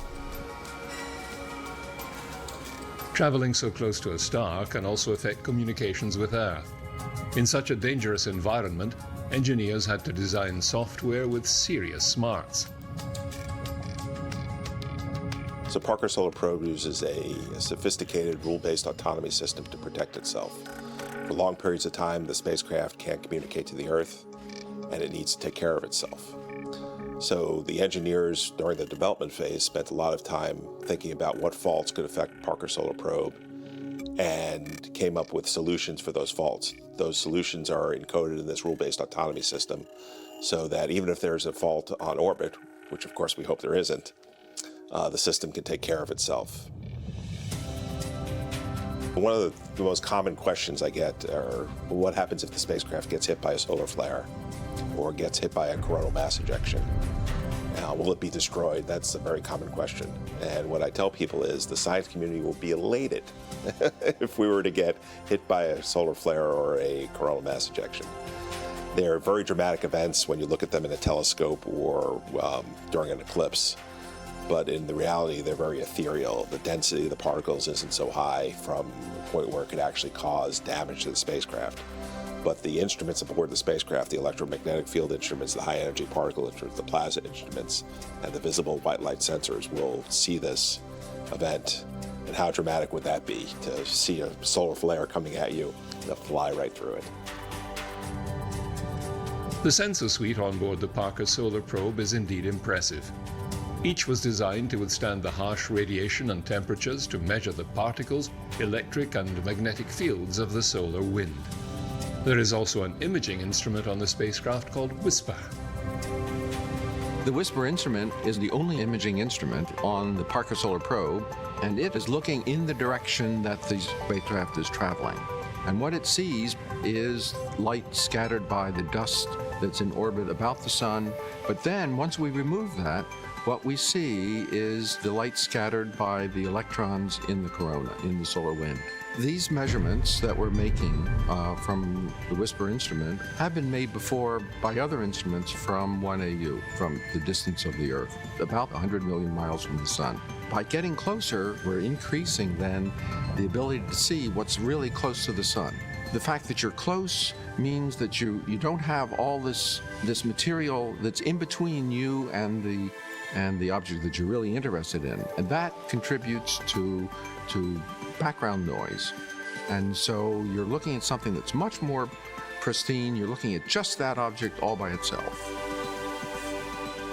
We have 3 sensors that measure magnetic fields that are mounted on a boom behind the spacecraft in the shadow shield. And then we have 5 sensors that measure plasma voltage. These are electric field sensors. They extend into full sunlight and they get very hot. There are 2 ways to measure electric fields in space. One is using a technique that's called a double probe. Then there's another technique which is measuring plasma waves or radio waves. And Fields for the first time brings these 2 techniques together. I think the very first data that we get will be revolutionary. At first blush, it'll just be a bunch of numbers as a function of time. But the science team, will take those numbers and make visualizations in the form of spectrograms, and eventually those data will be related to models, and so we'll be able to compare directly 3D visual models of the coronal magnetic field. 2 of the key measurements to understanding coronal heating are the measurement of the magnetic field and the electric field, and together they give us what's called the Poynting flux, which is the energy flux of the corona. And to make those measurements, we have to actually go into that plasma and put sensors in the plasma to measure magnetic fields and electric fields directly, and that's what Fields will do. These measurements have never been made in the environment close to the sun. We've made measurements similar to this in the Earth's magnetosphere, Earth's ionosphere, but putting a package like this into the solar corona it's just never been done. The closest anyone's ever been to the sun, and based on what we've seen so far from spacecraft not quite as close, it's going to be striking and I think revolutionary.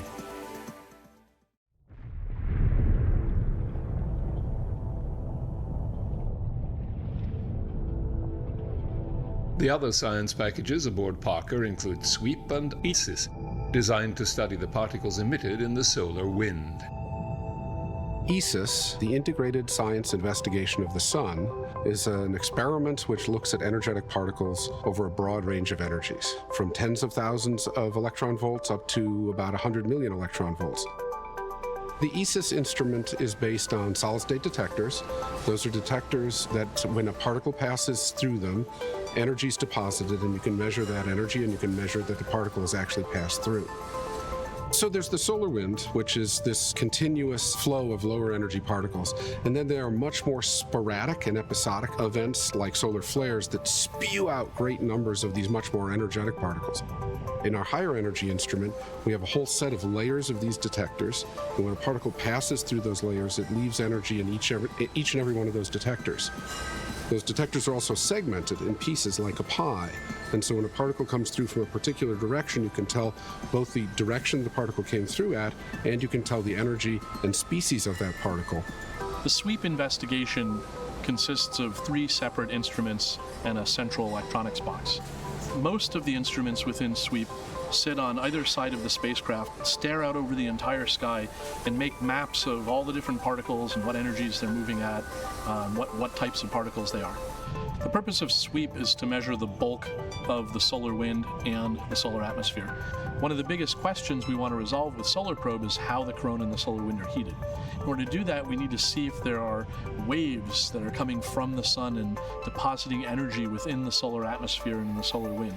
So we have a series of sensors across the spacecraft that will collect individual particles, electrons, fully ionized hydrogen and helium, which we call protons and alphas, and other minor ions, and make maps of the number of particles as a function of their speed and energy and type. We take those maps on the ground and we can interpret them to figure out the temperature, the density, the pressure of the solar wind and the solar atmosphere.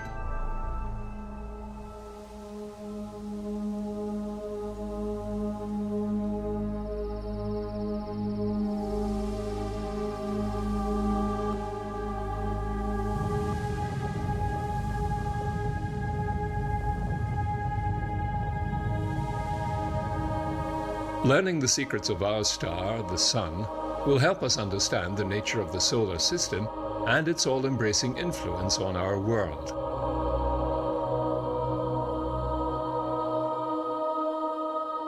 But the Parker Solar Probe is not the only mission destined for that star.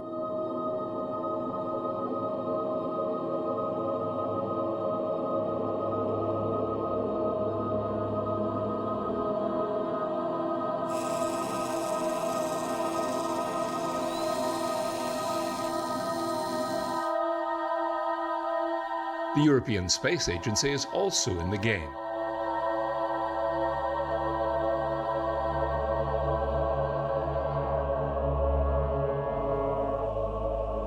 In collaboration with NASA, the Solar Orbiter is set to launch very soon and will be joining Parker in its quest for knowledge.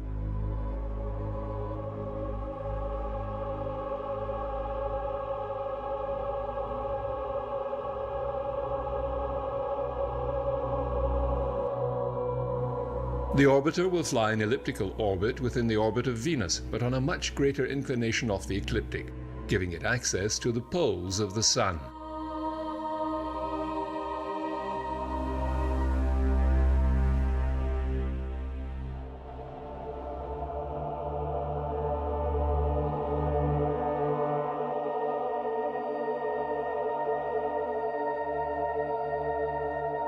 Unlike the Parker probe, the orbiter's main observation instruments will peer through the solar shield at a safe distance, then reconfigure when making a closer approach.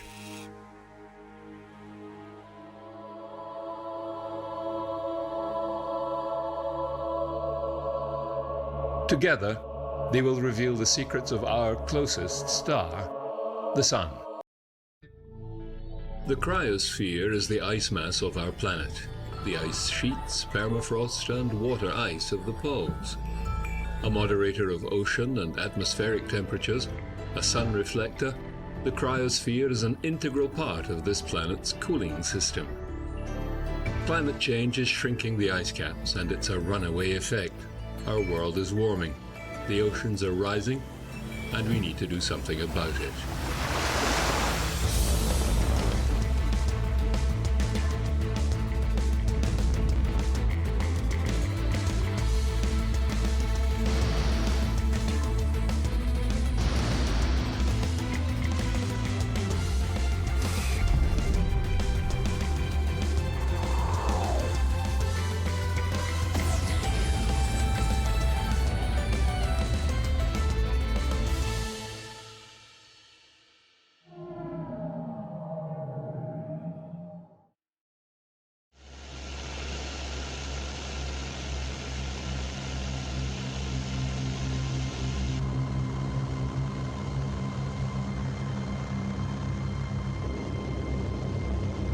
Of all the fresh water on Earth, 99% is stored in ice sheets, the large frozen masses that form over land.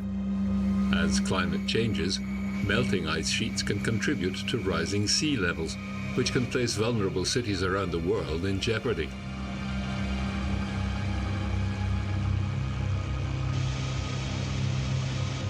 From the South Pole to Greenland, from Alaska's glaciers to Svalbard, NASA's Operation Icebridge covered the icy regions of our planet in 2017, with a record 7 separate field campaigns.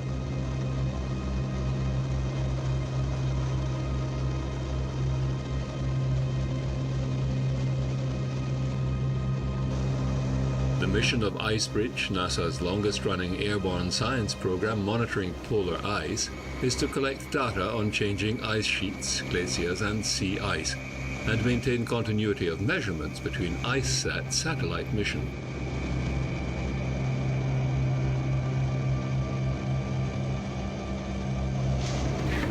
World-renowned leading climate scientist and astronaut Dr. Piers Sellers was director of the Earth Science Division at NASA Goddard. Having seen Earth from space on 3 shuttle flights and 6 EVAs, Dr. Sellers was deeply concerned for the future of our climate. Now, Icebridge is probably one of the most important field campaigns we have running right now. The world is warming, and it's warming faster in the north, around the Arctic, than anywhere else by a factor of 2.5. It's 2.5 times increase in warming here compared to the global average. So this is where it's all happening. And as a consequence, the ice is melting fast. It's melting on the Arctic Ocean, and the ice mass on top of Greenland is melting and falling into the Atlantic. So we're mapping that using aircraft and satellites where we can. And of course, we've got people on the ground checking against these data as well. So this is ground zero for global warming. We're doing a lot of work here. We put a lot of effort into it. And I think it's paying off in terms of improved understanding.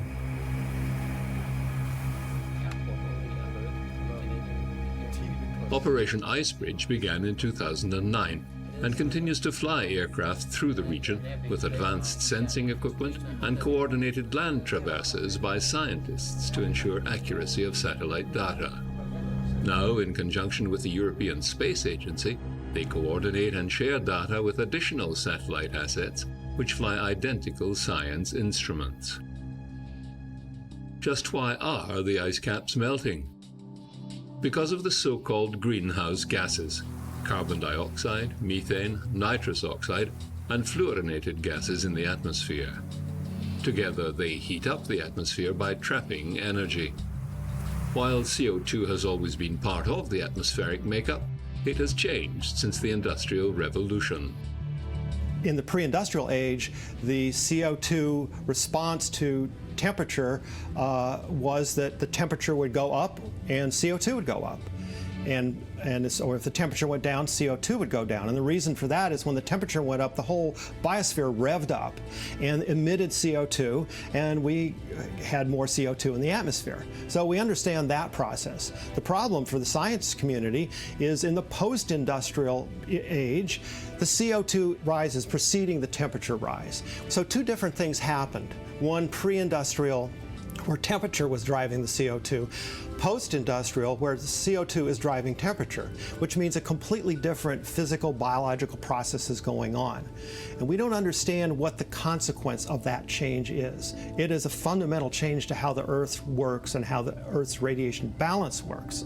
And so, since we don't understand it, we're very concerned because we don't see any restraining force on continued increase in temperature due to continued increase in CO2. And that's a problem.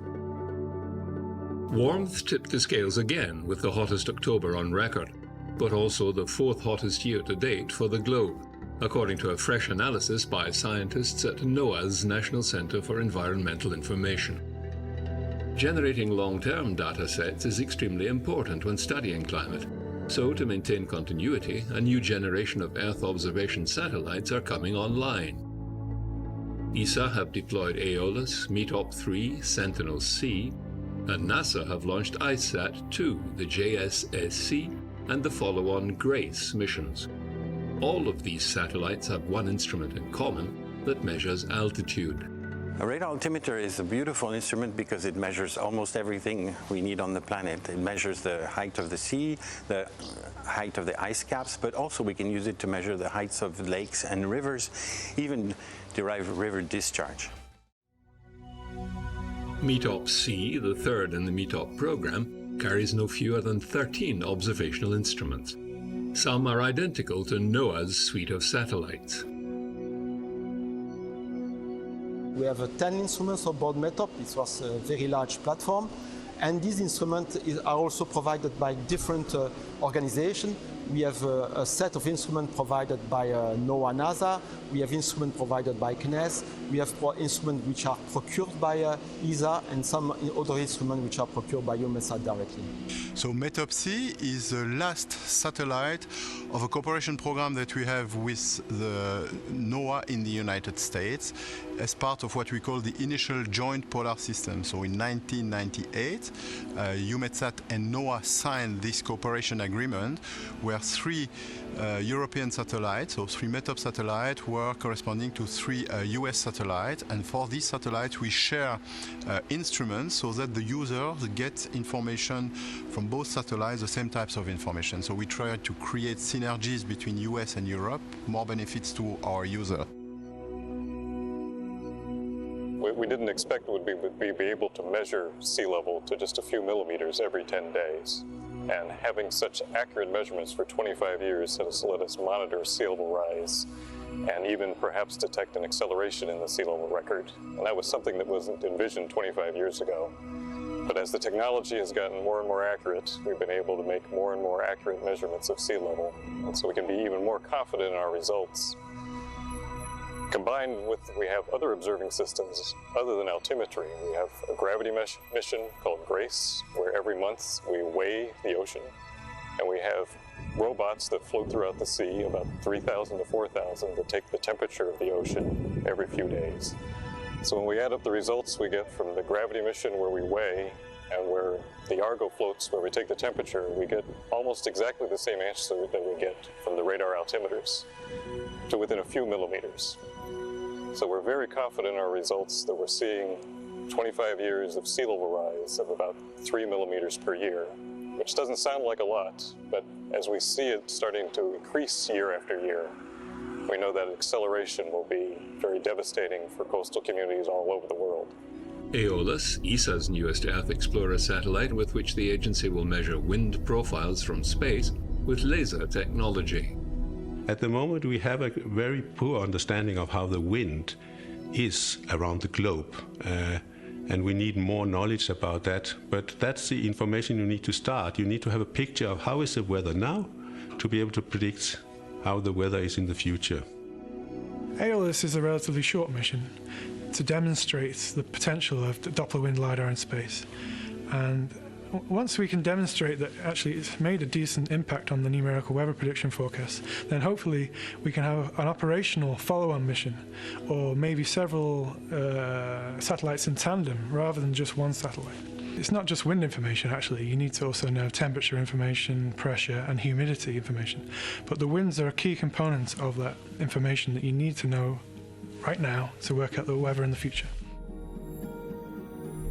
Sentinel-3A was launched in 2016 and 3B in 2018. Both satellites primarily focus on our oceans.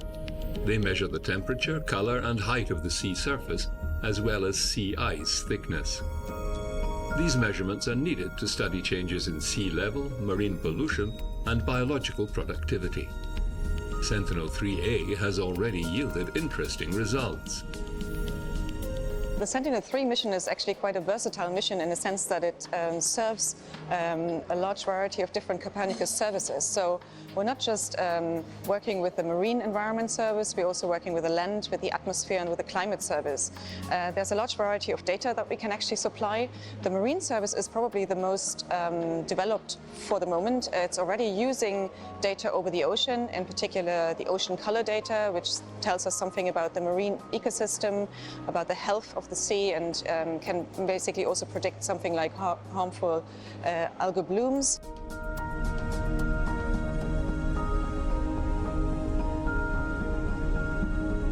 Snow cover gives us an idea about the snow water extent. So basically that gives us an idea of when this melts, for example, where we go in terms of flood forecasting, runoff models, so for hydrological applications, but also for weather forecasting, for example. Sentinel-3 mission is supposed to last until 2040 at least. So A and now B will be in space soon. The C and D model, which are replica of this one, are under manufacturing now and will be completed by the end of a decade. And they are expected to be launched in the 2023-24 timeframe to cover basically the Sentinel-3 mission until 2030. That's why we want to have continuous measurements. So we have planned with the next series of JASON missions, JASON CS or Sentinel-6, that we'll have at least 10 more years of measurements because we need to keep monitoring the sea level as it accelerates. With this long-range forecasting, the acceleration of global warming can be monitored and better predictive models developed. Yes, that's why by having all three measurements, that helps us understand the cause, that we can see from GRACE a measure of which continents the water is coming from, that Greenland and Antarctica are melting, and some glaciers are also melting. And we can also see as the temperature of the globe increases, we can watch the water in the ocean actually expand for more and more heat.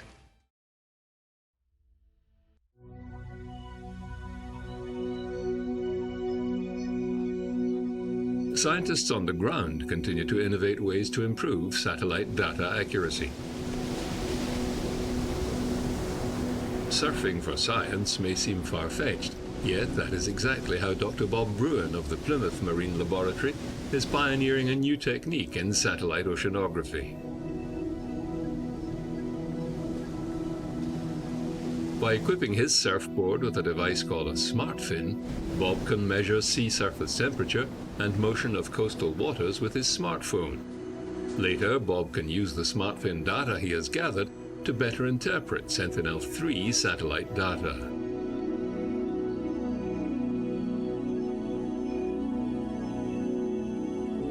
The Sentinels are part of the Copernicus program. Using the 3 instruments on board, the satellites gather information on ocean color, water quality, changes in sea level, and, most important for Bob's research, sea surface temperature.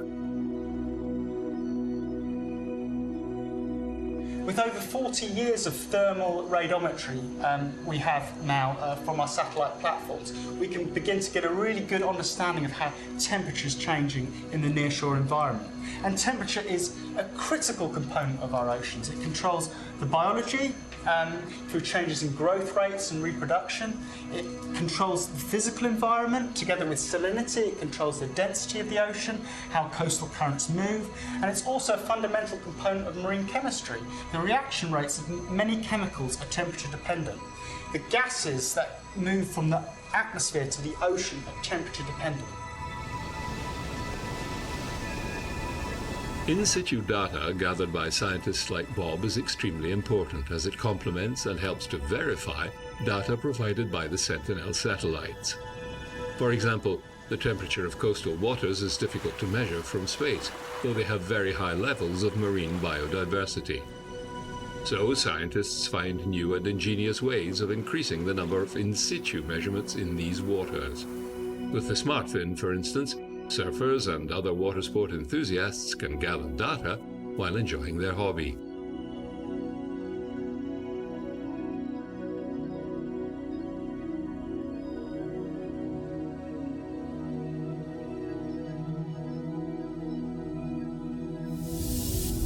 Meanwhile, NASA has dispatched 2 new satellite missions to observe the most critically changing regions, the poles.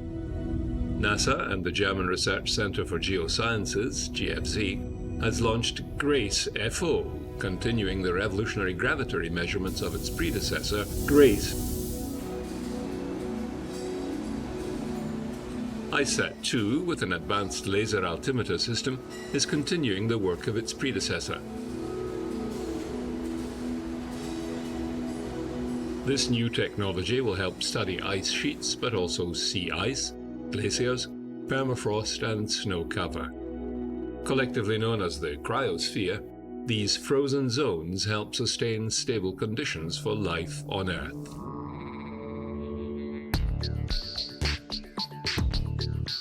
ICET-2 is NASA's latest technology to measure the elevation or the height of ice sheets, and by repeating those measurements through time, we can measure how ice sheets are changing.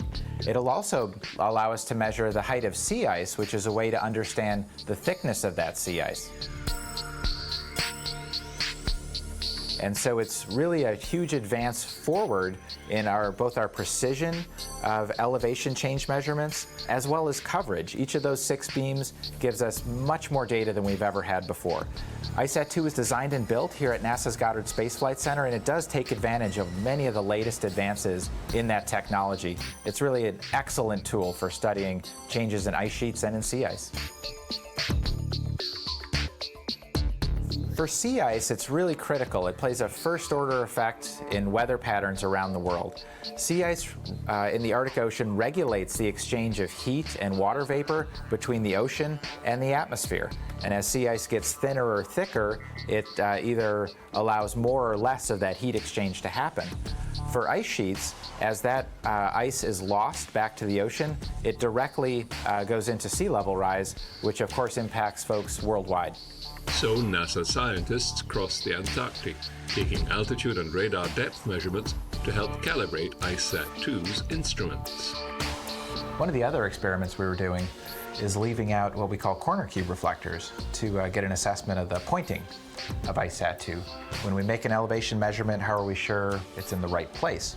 So in this picture, you can see a bamboo pole with a little white cap on the end of it. And embedded in that cap, a little piece of glass about as big as your pinky nail, and calibrated to return green laser light from the satellite. With the requisite observation tools in place, the next step is to interpret the data. Ice sheets are actually really dynamic, and they flow under their own weight from the center of the ice sheet out to the perimeter of the continent. In the really cold regions and way high up on our ice sheets, we get a lot of snow accumulation, and over time, that accumulation can build up. If it stays cold enough and that snow persists, and then you get another year of snow and another year of snow, you can imagine the weight of the snow on top of itself forces some of the lower layers to compact. We call that the firn densification, the top layer of the ice sheet. When we talk about the health of our ice sheets, we talk about the mass balance of the ice sheet. Basically, that means coming in is in balance with all the terms of water or ice going out.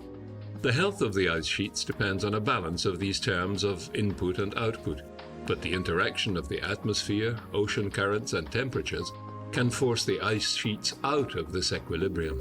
At a big scale, the winds in Antarctica are kind of spinning in a big clockwise direction around the continent. But you can imagine a big dome of ice has very little obstruction, like trees or mountains kind of steering the winds. Consequently, winds that sort of are gravity-driven and come down the continent can build up speed really quickly, and again, uninterrupted by any sort of disturbance. And we call those katabatic winds. And they have a major influence on what happens at the edge of the continent. Around Antarctica, there's a massive current that we call the Antarctic Circumpolar Current, and it flows clockwise around the continent. Close to the continent, we also have the Antarctic Coastal Current, stays really close to the coastline and flows counterclockwise around the continent. In addition to these continent-scale currents, we also have regional-scale currents, such as gyres.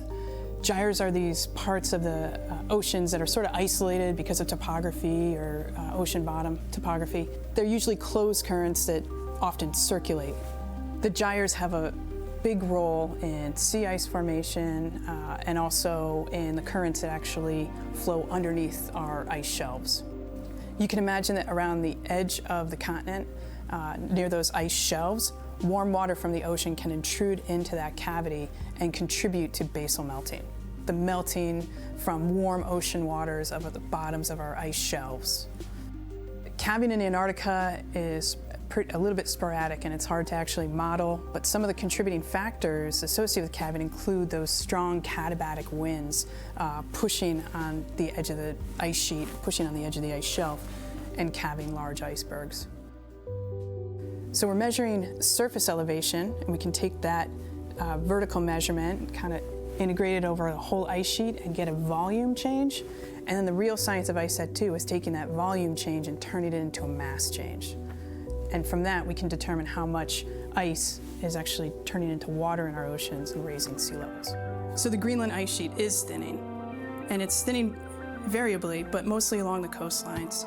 It's thinning beyond our expectations. And all of that thinning is taking place upstream of where the ice sheet is grounded. Therefore, that is going right into the ocean and contributing to mean sea level rise. Since we launched ERS-1 in 1992, we have been working on the radar altimeter time series, and we have derived a 25-year-long time series of sea level rise. Sea level rise is a major indicator of climate change because it integrates, for instance, the melt of Greenland and Antarctica. We have analyzed this series, and we have analyzed the error, which is under control, and so the scientists are convinced that now we have clearly on average 8 centimeters of sea level rise, but we also have regional variation. For instance, in the tropics, it's 3 times that value. And what we have also analyzed with the recent data is that in the last 5 years, sea level has been accelerating. And so it's not 3 millimeters per year or 3.2 millimeters per year. It's more like 5 millimeters per year. We have provided this data to people doing projections, to scientists, climate change scientists doing projections, and they have modeled the sea level in 2100, which is expected to be 2 meters higher than today. This animation shows how different the globe will look by then, and prompts us to consider where the food and fresh water will come from.